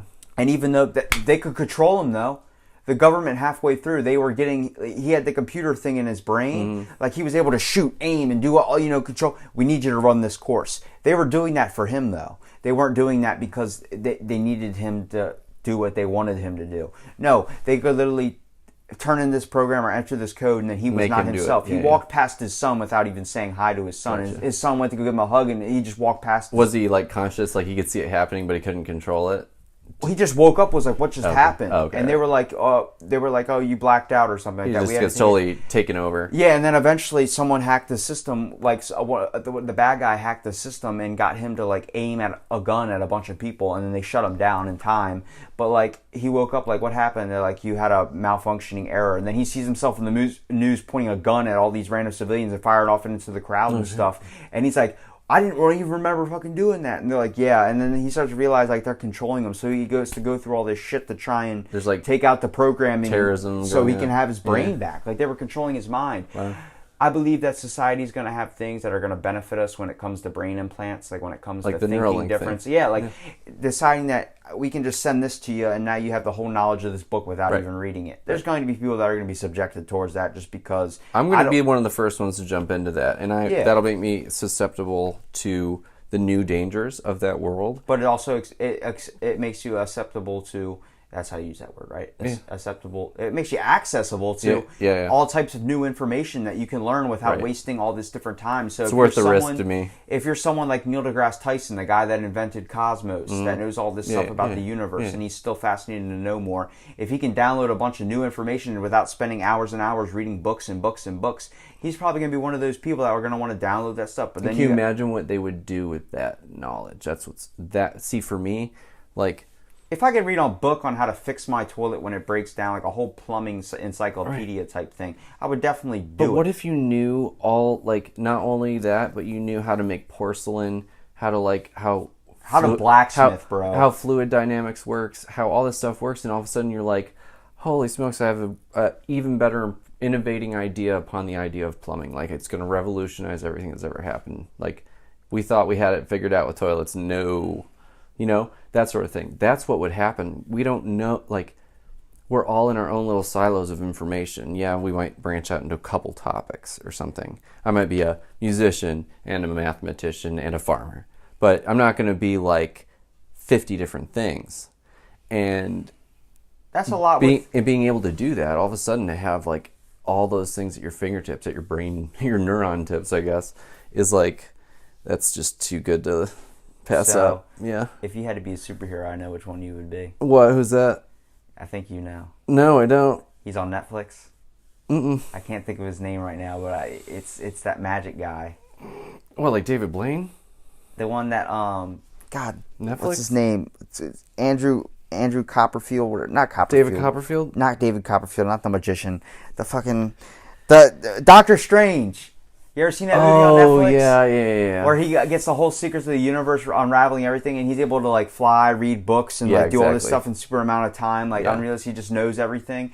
That's who I think you would be if you were a superhero. That's the that would be dope. That would be dope. Well, you notice anybody that wants to, in a superhero movie, that wants to clone themselves, if what they do eventually is like they turn themselves into 50 people, like the same person 50 times, and then goes, each one of them does a different task, does a different thing. One reads a book, one reads another book, one reads another book. Imagine how much shit you can get done, and then when he forms back into the same person again, he knows all that information like he just read all those books. That's a good way to do things. But what if you did? Why is that so subjective? Why is that so like open to me? But some things like getting a chip inserted in your brain that could do the same thing, just not morph me around multiple times, but give me the same information in the same amount of time. Why is that I'm so subjected to that?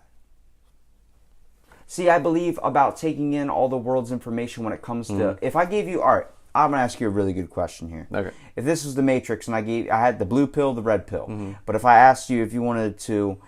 If you want to take this pill, it helps you learn everything in the world. If I give you this pill, it helps you live forever. You don't have to ever worry about dying. No car accidents, nothing. Any of that. You just live forever. You're immortal. Or I give you this pill where you're able to... Be happy forever? Go back into time and take what information you know now, like anything that's new that's been created, and go back in time and create it then so you could be a billionaire. Like Biff Tannen in Back to the Future. Yeah. Which pill would you take? The first one, which was what? All knowledge and information? All knowledge and information. Because with that, I would live forever. And if I didn't live forever, I'd live a very long time. Dude, we are going to... Seriously. I don't think I'll make it. But 100 years, nobody's going to be dying for thousands of years. That's what I think. Like, in 100 years, we'll have solved most of the biggest problems for, like, regarding death. And I think there's gonna be many avenues to like fight that. Whether it's okay, you gotta get your heart replacement today, you gotta get this bone replacement today, whatever. And we just keep putting new body parts in and we're just constantly regenerating throughout our life to stay alive. Or we change our biology entirely that just says, hey, don't have these telomeres like wear off over time, and you're not gonna age. You'll just stay the same age, and you won't deteriorate. Because right now, death is that old age is just genetic defect, essentially, that once we figure out like the formula, the pattern of how it works, like we know it's there, we can see it in action, we just don't fully understand like what controls what and all this stuff, because there's so many millions of little pieces going on. But with computers and stuff, we're gonna be able to analyze all that to say, oh, okay, well, we don't want that to happen anymore. Like, we don't want our average age to be 75 years when we die. We want our average age to be 2,075 years before we die. And then we change those genetic markers to accommodate that. And that brings you to the same thing with stem cells, where they take stem cells. There's women that inject themselves with like the certain stem cells are like it's the blank stem cells that you get from like a fetus, right? The placenta or something, not the placenta, but if you take the... Yeah, but I also think we're able to get stem cells from just normal people now. That indigestion from that coffee. Same thing, I'm drinking a soda, I'm burping up like crazy. But it's the same thing with stem cells. I believe, like, there's a woman that believes in shooting herself with stem cells, and it's physically, she's 70 years old, but she looks like she's 45. Like, that scares the shit out of me. What? There is that? Like that exists? Yeah. Or you're saying you're thinking There is about, that. okay. Like, there is that. Oh, I haven't seen that woman. And I'll then have to check that out. There's I've also seen that like vegan woman who's like 70 and she looks like she's solid 50. Yeah, well, I mean, that's just diet and eating, yeah. right? But like, at the same time, like, don't get me started on the vegan thing. I have a vegan buddy I'm trying to get on the podcast because I don't even understand that stuff. One time I told him I went vegan. He's like, do you eat Jell-O? And I'm like obsessed with gelatin, like the art of it. He's like, that's animal bones. I'm like, what? Collagen. Wait, that you're stuff is going to animal interview bones. a vegan? I'm going to interview a vegan. Okay, yeah. all right. Let's just go there for a second. What? All right. So, like, ask him if he eats avocados. I don't think he eats avocados. Really? Yeah. Okay. Ask him if he eats, like, lettuce. Uh-huh. Ask him if he eats, like, you can go look up this list. But you can't be a vegan and eat some of these things because we use the enslavement of bees to produce the pollen to keep these things going. Oh, I'm about to drop some knowledge Right. on this, dude. Watch And him not, be like, and not only oh, that, but then God. not only that, like, what is it? Is it because like you're thinking about like animals and feeling pain or something like that? Well, he because went vegan. Plants have been proven to feel pain. Yeah, trees. And small plants, like all plants. And here's the thing: they're all living things. Animals and plants, we all came from the same. Like you have to go into like the evolutionary stuff, but like we're here on the top of the tree, you know, and then way back here you got like the animals, and then you have trees, and then you have mushrooms, and then you have bacteria, and that was like the beginning of the world. Fungi are living things, right? And So, like, what happens if they eat fungus? Are they technically still vegan? That's what I'm saying. You're killing anything you eat. But really, you're killing anything in life, I think. Cause To there's live, you something, have to kill everything. Yeah, there's something microscopic that you're probably stepping on, or something breathing. when you're tapping on your foot. Like it's bacteria and stuff. It's gonna end up killing it. But at the same time, there's a It's group. just least harm. There's a movie that came out that was about the grass was killing killing people because the winds. My mom will have to tell you it. She knows the movie better than I do. But the winds were sending out this, like the plants, everything was sending out this pheromones that was getting passed through the winds by the grass. So if you were downwind and the grass was like the trees, everything was talking to each other, and they would release this chemical that in your brain you'd be like, there was a military guy who was like, my firearm is my friend. Yeah, and he starts shooting everybody. Dude, that's an M. Night Shyamalan movie. Yeah, that's what I thought it was. Yeah, The Happening. And that movie's great. That whole movie, it inspires. There was a tree. They found trees in the rainforest. I forgot exactly the location where it's going to kill me, but they were talking to each other, and they were like sending out a certain type of I forgot what Signal. it was, like scent, or like a certain smell. Yeah. Like when you walk outside and you smell like flowers, they were sending out a certain smell that was causing the stink, that was keeping the certain type of insect population away from biting and killing their leaves. That's amazing. Like, that's a brain. Yeah. The roots are connected. They're talking to each other. One tree is able to tell another tree, hey, there's a swarm of this coming, and I'm, release this type of chemical, this type of thing, and it'll keep them away. Some forests, there's mushroom patches that are like sizes of like states in America, and they are literally one organism, and they are underground. And like it can send one signal from like 1,000 miles away and get the signal over here. And there's forests that are considered one organism. I think they're aspen forests. One's in like Washington, one's in Colorado. And they consider them one organism because they know that their underground network is all completely connected. And I think that's really interesting. You tripped me out. I don't know how far that can go for anything, but it's still cool to think about. Imagine if so far that technology gets so advanced where we can control the brain waves in plants.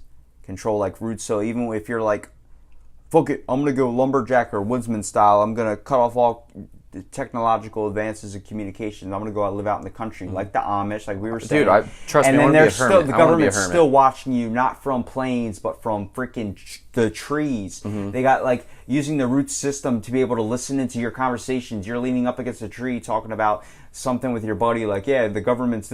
I wouldn't be surprised if that already exists, because there is a technology that exists that, okay, you think turning off your phone is going to like help you, and it does on some level, like whether it's, recording video or your audio or just keeping tabs on your GPS.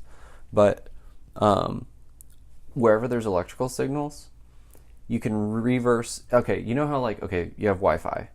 You have a Wi-Fi router at the corner of your room. Okay, and you know it's going to be the best signal right next to the Wi-Fi router. And then around the room and around a wall or something, it's going to be a worse signal, right? And that's just because it's sending out waves of. And the wavelengths can only go so far. Right, and they're bouncing around and this and that. Well, electricity is always giving out like a field, which is just kind of like a Wi-Fi signal essentially, that you can reverse engineer. And they did some really interesting white paper study things where they show looking at people in this house, and all they're doing is reading electricity signals off the grid, off the sockets and stuff and the wires, because as somebody moves around, it's kind of affecting the electric signal in total in the house. And it's able to deduce, okay, here's a head, here's arms, here's legs, here's whatever. And I'm sure as time goes on, it'll get even better. But that's the same thing with sonar. When we track, when you see in Batman, when he's using, he makes the lights go out and he turns on not night vision goggles, but it's like a sonar bat technology where you can sense and you can see the person's nervous system and moving, so you know how the person's moving with being able to see in the dark, so they're completely blind. But how far does technology go where you plug in one of those Wi-Fi things, like I said, into your outlet, and they are able to connect to the signal that your brain sends to your body's nervous system and shuts it down? Well, that's where the conspiracy stuff comes in with Haarp. Are you familiar with Haarp? It's No, I'm not familiar with Haarp. I wish I could remember the acronym. That would be EMP technology, right? That would shut down your brain's nervous system. If we can get an EMP on a certain link, we could drop a bomb that could just shut everything down. Shut you down. Well, this is I think this has something to do with global signals and radio stuff, transmission. Yeah. Which essentially just means once you figure out how to hook into brainwaves, you have the ability to send all those signals worldwide. That's what the Nazis were fascinated with. They were fascinated with brainwashing and mind control. Yeah, and they did a good job. Yeah, well, I believe that's the same thing. Well, they did a good job when it comes to propaganda, but the facts that they were studying, they had they were very advanced technology-wise, Nazi Germany was. We had MK Ultra and all that stuff. Yeah, they were into some dark stuff. But at the same time, China's doing the same thing with propaganda and brainwashing in that old matter way. But what the Nazis were obsessed with were trying to find a way to physically send a signal through the air wavelengths to control somebody's mind and brain that way. Instead, they used the power of propaganda and voice and all that type of stuff to really just. That's true. Instead of working with their biology, they're working with their mentality. Dude, we should just call this the movie podcast because we're always making movie references. But going to Total Recall, where the dude sits in a chair and gets his whole life switched around, I believe that would be cool to make some bad memories go away, being able to burn some synapses that your brain connects certain memories to, that a painful one where you don't want to remember it. Have you seen Eternal Sunshine of the Spotless Mind? Mm-mm. Oh my word! If you even like that idea that you just said, check out Eternal Sunshine of the Spotless Mind. It's Jim Carrey, and it's about a couple going through a breakup, and they want to forget each other. And it deals with getting rid of the memories, but it's so good. It's so well done. Are you towards that 100%? I believe. Oh, I actually think it's bad. I think it's terrible. I believe that it has good sides to it. When you don't want to remember something that's very, very painful that might happen to you, right? And easy PTSD style. Forgetting an embarrassing situation, something like that, or that abuse, that might be beneficial. But I also believe that's what shapes a person into who they are in this world, whether it's good or bad. I don't believe that. I believe every experience that we've got, the same thing where Bruce Lee says, Become water. God gave you this life, because you were strong enough to handle it. I believe that's 100% true. I believe that everything that we can move past and surpass towards, being able to overcome, I believe that makes us a stronger person. And if we choose to let that defy us and let that stop us in our tracks, then that's our fault. That's nobody else's fault. You shouldn't be projecting your anger out towards the world because you got a shitty hand of the dice. You should realize you have a shitty hand of the dice and you're going to turn that fucking dice around and roll gold. 6 doubles, man. You got, you know what I mean? That's, that is, I love your mentality there. It's just, we've only been in so many bad situations in our lives, and there's other people who have been dealt shitty situations, and you can't tell the kid who's in Venezuela who can't, get bread or water or even take a shit anywhere, you can't tell them, hey, take your odds and turn them around. You were dealt a shitty card, but you're gonna be all right. And then they die of starvation 4 days later. Like, some people are dealt such shitty cards that they're completely and utterly fucked. And we can't. I wish that's a problem with humans, is we say like that there's an answer, but there's never an answer for 100% of anything. Like for instance, how I was raised in things are black and white. There's good and bad, whatever. And now I'm very much so that everything is very gray, and there is no right and wrong, because like it's all relative. There is right and wrong, but it's all relative, because killing someone is wrong. It's murder. But guess what? Killing someone out of justice is right, and killing someone out of self-defense is right.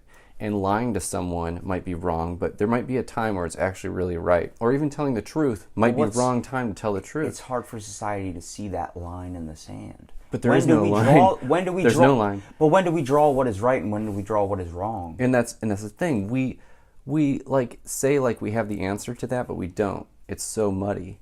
It's so muddy. Like, who am I to say it was wrong for that man to kill this other man, and then you find out their backstory was like that other guy killed his whole family or something, And then you're like, that's justified. See, that's what or like that's whatever. What's crazy about not only having like someone judge another person and decide whether they're going to spend life or they're going to hit the death sentence. Mm-hmm. Whether that judge could be just in a pissed off mood and decide, what, you're a piece of shit, you're going to jail. But at the same time, what's to stop? That's a lot of where people come to the controversy of like, if a woman kills her kids, she's more likely to get jail time than if a guy kills his kids. Because they look at the guy as a guy and they look at the woman as a woman. Yeah, that's being gender different. Or how you see racism within judgments, and you're like, oh, black people are getting like 30 more years than white people for the same exact crime. Same one. Well, at the same time, we're looking at the judge for that, but it's also how that person thinks. And I believe having... How they were raised, how they... Yeah, we have a jury that, but they all have to agree on one thing. It's like if someone else is going to sit there and be a dick and sit there, I don't agree with this. Then the whole people are sitting there for days and days and days like, come on, I just want to go home. They're going to end up agreeing with whatever that person wants to agree. The freaking El Chapo hearing, did you ever see that? Where they were sitting there watching him and trying to, like the jury was afraid to testify. Like, fuck, I don't want to come out against this guy. I don't even want kill my whole family. Yeah. I don't want to be on the jury. There were so many people saying, yes, I'm racist. Yes, I'm racist. My buddy's dad's brother or something was asked to be a part of that hearing. He said, I don't want to fucking do that. It's not even like, it's not even your own safety. It's like, I'd be like, are you kidding me? Like, for even sending that, like, that, what is it called when you get summons? Yeah. For getting that summons, like, you probably just put my name on a list and my family's all going to get killed. Like, you know what I mean? I'd be like... You could, if you even show up to that, like he sees you there, your family's going to be, threatened and everything like that to testify. You better say he's innocent, But a lot of people say, well, he also did some good things. He did do some good things. He built soccer stadiums and stuff like that. I mean, but Hitler did some good things too. But that doesn't make him. Yeah, that was. But the whole point of that was he had so much money that he was burning through. Like rats ate over $10 million something of his. Whoa! Like every couple of months, he was burning his money to stay warm too. Like he spent over $100,000 something a year in rubber bands to put his money together. Like that's how ridiculous money he had, and he had so much of it. He's like, I'm gonna build 2 soccer stadiums. He started building stadiums, and everyone started to love him down in that culture because we were basically worshiping. It was treated like he had. It's like if I take $100 to Mexico, I'm gonna last a while. Then if I just had $100 here, it might last me a couple days or something. But down in Mexico, it lasts me a month and a half. Yeah. It's all about, culture and technology, how far advanced we are. We are so advanced where, everything down here is going to be, you have to pay 50 cents for this, you have to pay 20 cents, 5 cents for that, you have to pay a couple bucks for this, a couple bucks for that. And down there, you got $100, you're able to buy a nice ass house. Like New York, an apartment down there is like $1,000 something for a week, and down here it could be half that. You know what I mean? That could be the price for a month or something. Like, studio apartments up there go for millions of dollars. And for like a 2-bedroom thing that down here would be, we could live like kings forever. Yeah, right. On that note, I'll tell you, the reasons I want to go into what, machine learning, robotics, biotechnology and things is I want to work on creating a better environment for the world. But like ultimately, I think if everyone was just okay, everyone has a snapping point, and where good people turn into bad people, and like you look at where we are in this world, and we're talking about how much technology is moving, and one, it's moving faster than we can even like grasp. You know, we can't even like hang on to how fast it's exploding, and how is that going to hurt us in the end. And in my mind, I think if we just start working on a different environmental goal, it might help us. And it's I guess I don't want to go to Mars. I want to work on the world. But what I would do if I could is I would end money, and I would end poverty. And how would I do that? For focusing on money, I think we're at the point with robotics where we're about to displace millions of people's jobs. And what we could do with that instead is create an autonomized infrastructure. So if you go to farms now, you can see that there's different, robotics being used to like pick carrots or this or whatever. And you see Tesla, we have automated driving cars, and various things. We're starting to get into newer types of kiosk type restaurants and things. And what I see is if we automate our agriculture system, all our farms, and we put them on a solar wind powered type system, they're constantly able to run, and they're harvesting and growing based upon their cycle and their system. They're delivering it. It's all like there's literally hardly any humans, involved in the process. That just should become like almost like a taxable thing in our society, where you could go anywhere in this country and know that you're always going to have a meal because food is free. So I feel that making food free is a huge piece of this. I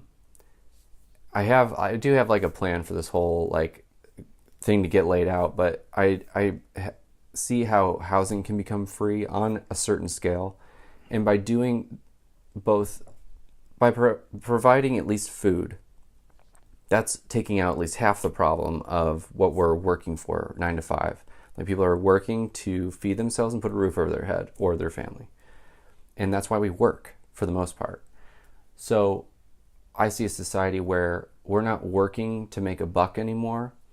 We're only working if we want to, if we feel like working, because we have an interest in it. And it's like, why do people become teachers? Well, most high school teachers, whatever, don't do it for the money. They're not making money. They do it because they're passionate about what they chase after. They want to teach a child.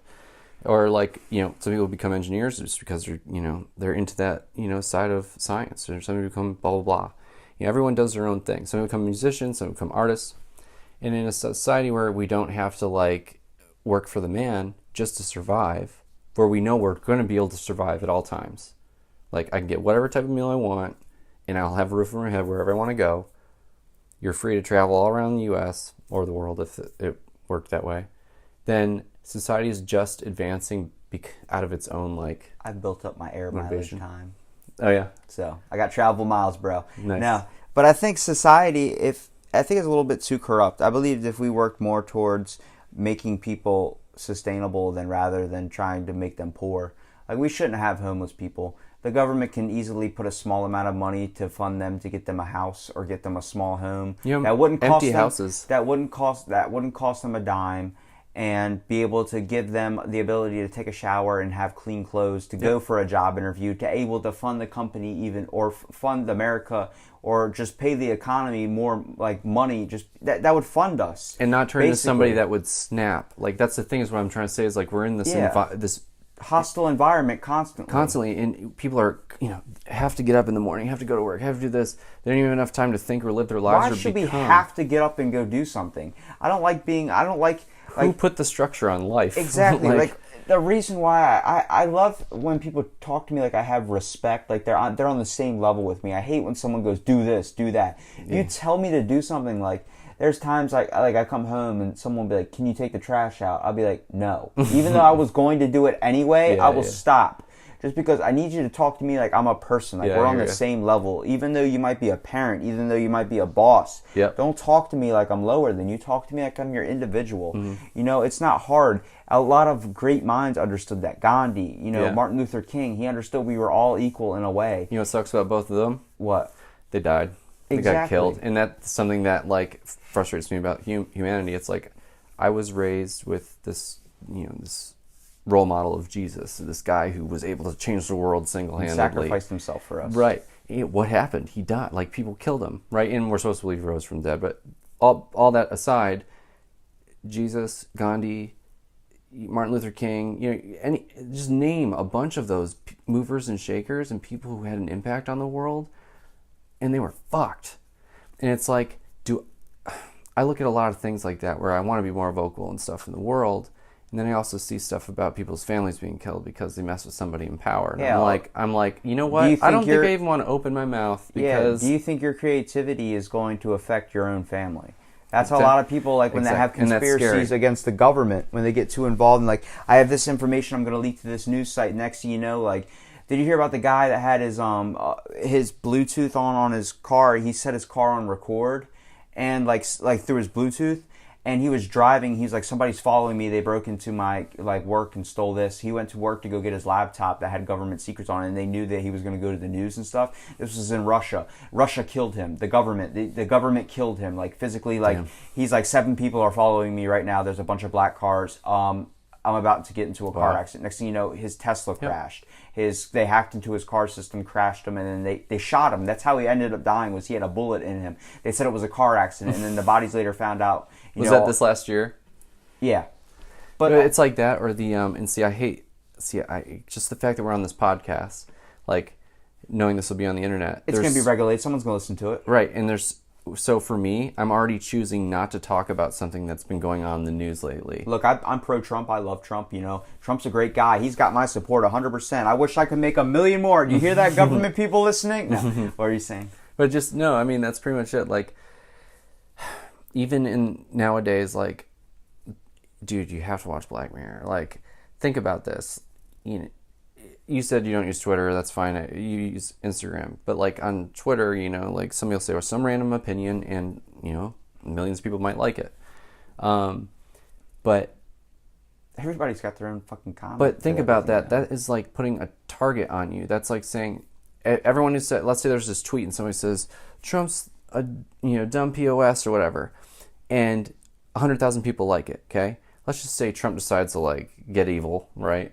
And like maybe some other countries we know of, and just say, okay, give me all the likes, give me the list of the likes, and now I'm going to send a drone to each of their addresses and kill them all. You know what I mean? Like, Yeah. Gone. Anyone who disagrees with me, gone. Any sort of, like, we're playing with technology on a dangerous level because we don't really know, like, the repercussions that could come out of it. They just found out. I don't like certain things anymore because I'm literally thinking that way. There was a podcast I listened to 3 minutes of it this morning because I was brewing up a coffee at like 3 in the morning, and they were talking about how the new Apple AirPods, when you link them onto your phone and it goes on a Bluetooth and the mic thing pops up, the government has a chance to link. They found that people were getting traced through their phone Bluetooth like a bug. Basically, you just turned a bug on for people to listen to you. Okay, totally get it. I have AirPods in my car. You have your laptop, but, like, for me, I've always, probably for the past, I don't know, 5-10 years, I've had a little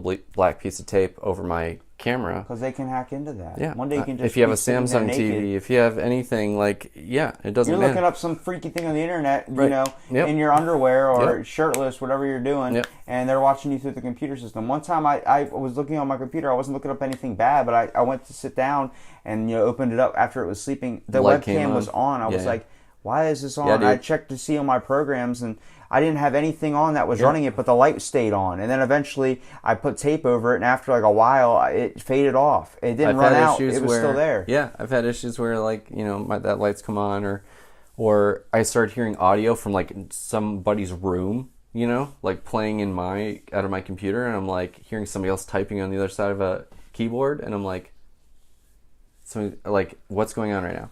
So I mean, that for sure. I know it scared my mom at one point because I think it was like when that came out in the news like a couple of years ago that people could hack into your webcam systems and watch you. Like the next day, after I heard about that article, the next day my mom had super glue and like white out all over the webcam. Like, It's smart. Yeah. That's scary to know that someone could be watching you anytime, but the government's always watching you too. You think anything? Okay, think about it this way. They can hack into your phone or this and that, but like ultimately anything that's running over the wire, the internet wire, whether it's encrypted or HTTPS or anything like that, the government can read it. Yeah. It's not whether they know your passwords or not or this or that. They have literally all that. That's never been an issue for them. Anything that you've ever said or done, they have on some level, like whether it's you just jerking off to porn or it's like something like that. Like trying to get freaky. Yeah, or trying to get freaky or whatever. Like, it is what it is. They literally have all that information, whether it's... And they have so many views on that too, whether it's, we're doing it for your protection, we're watching out for terrorism.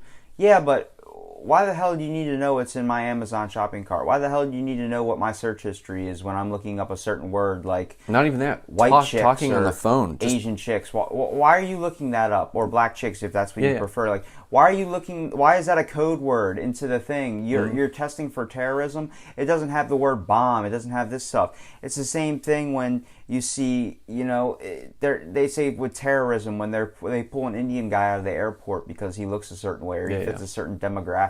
There's the Family Guy joke where he pulls out the skin color sheet. It's the color wheel. Oh, yeah. And it's like colors that are okay and it's all the white colors. And the colors that are like sketchy, it's the black colors. And it's like the colors that are, red terrorism. flags to stop. And they're all fucking like tan skin and all that. Like Family Guy. Muslimic and stuff. It's like, when's that going to go away? Yeah, it's like, when is that going to be something where it's like, how far does the government need to regulate certain things on terrorism? I don't believe they need to bug our phones. I don't need to believe they need to stop somebody for being a certain demographic. Every voice-to-voice conversation you've ever had, that's also been recorded. But not only that, a computer algorithm is constantly processing like all these old phone calls, right? And it's doing just like how you can like say like, okay Google or okay Siri, like search for blah blah blah, and it types the text out, right? That's what it's doing with your phone calls. It's taking all that audio, doing voice to text, writing it out, and then looking for keywords and saying, all right, look for the most, this words and that words and whatever. Or look for, whether it's like weed dealers or whatever, like look for these keywords, and that's how they find all these things. And who's typing where to buy heroin in on the Google? Like, where the fuck? Yeah. Would you like Google to use your location? Yes, I would love please. It. Find the nearest drug dealer, please. But I'm saying even like,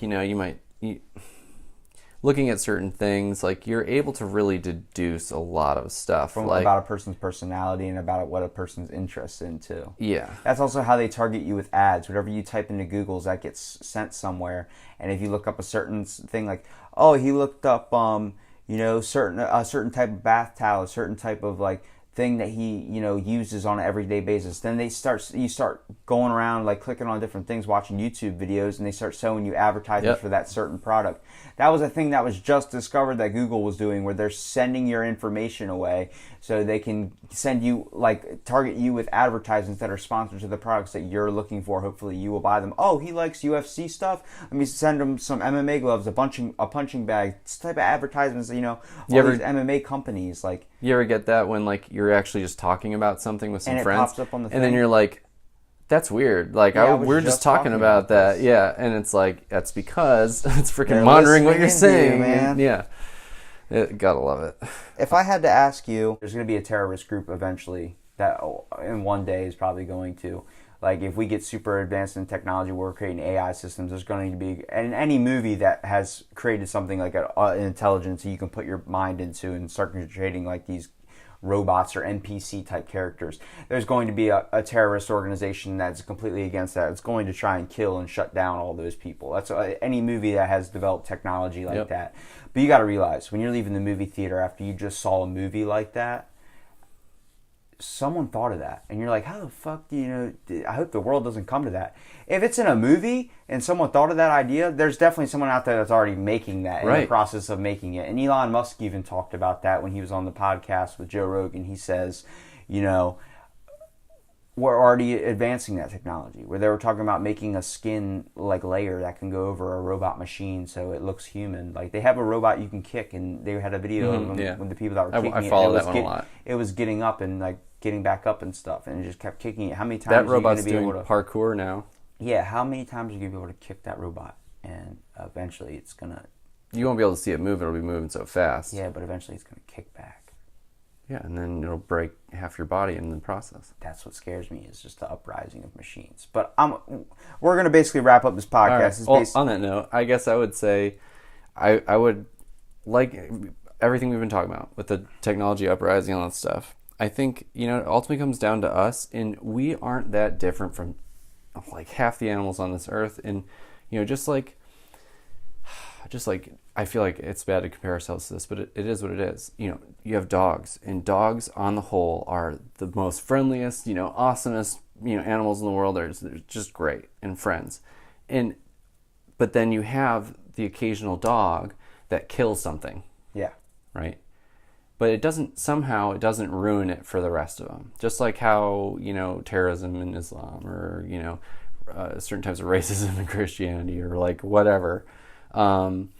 Like you have this wide spectrum and these capabilities, but like just like dogs, like I believe like we're capable of, on the whole, like being better, being good, and like using that technology to actually like exponentiate us into a totally new age of some of existence that we couldn't even think of before. Whether it's living forever or traveling space or whatever. But at the same time, like it is those few that could ruin it for everyone.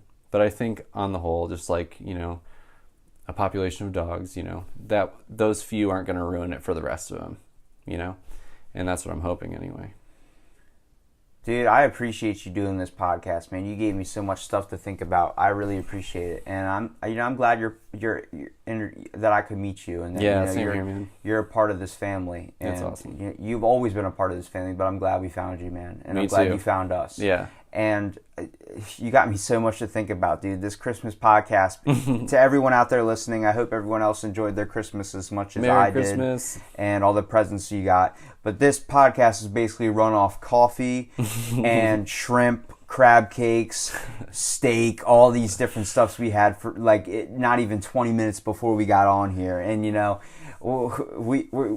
we probably took you guys on a magic journey here, just through the trains of thoughts of what two people who have not smoked today, surprisingly, have not even tried anything like that, but took you down this giant, what feels like probably a DMT trip. Yep.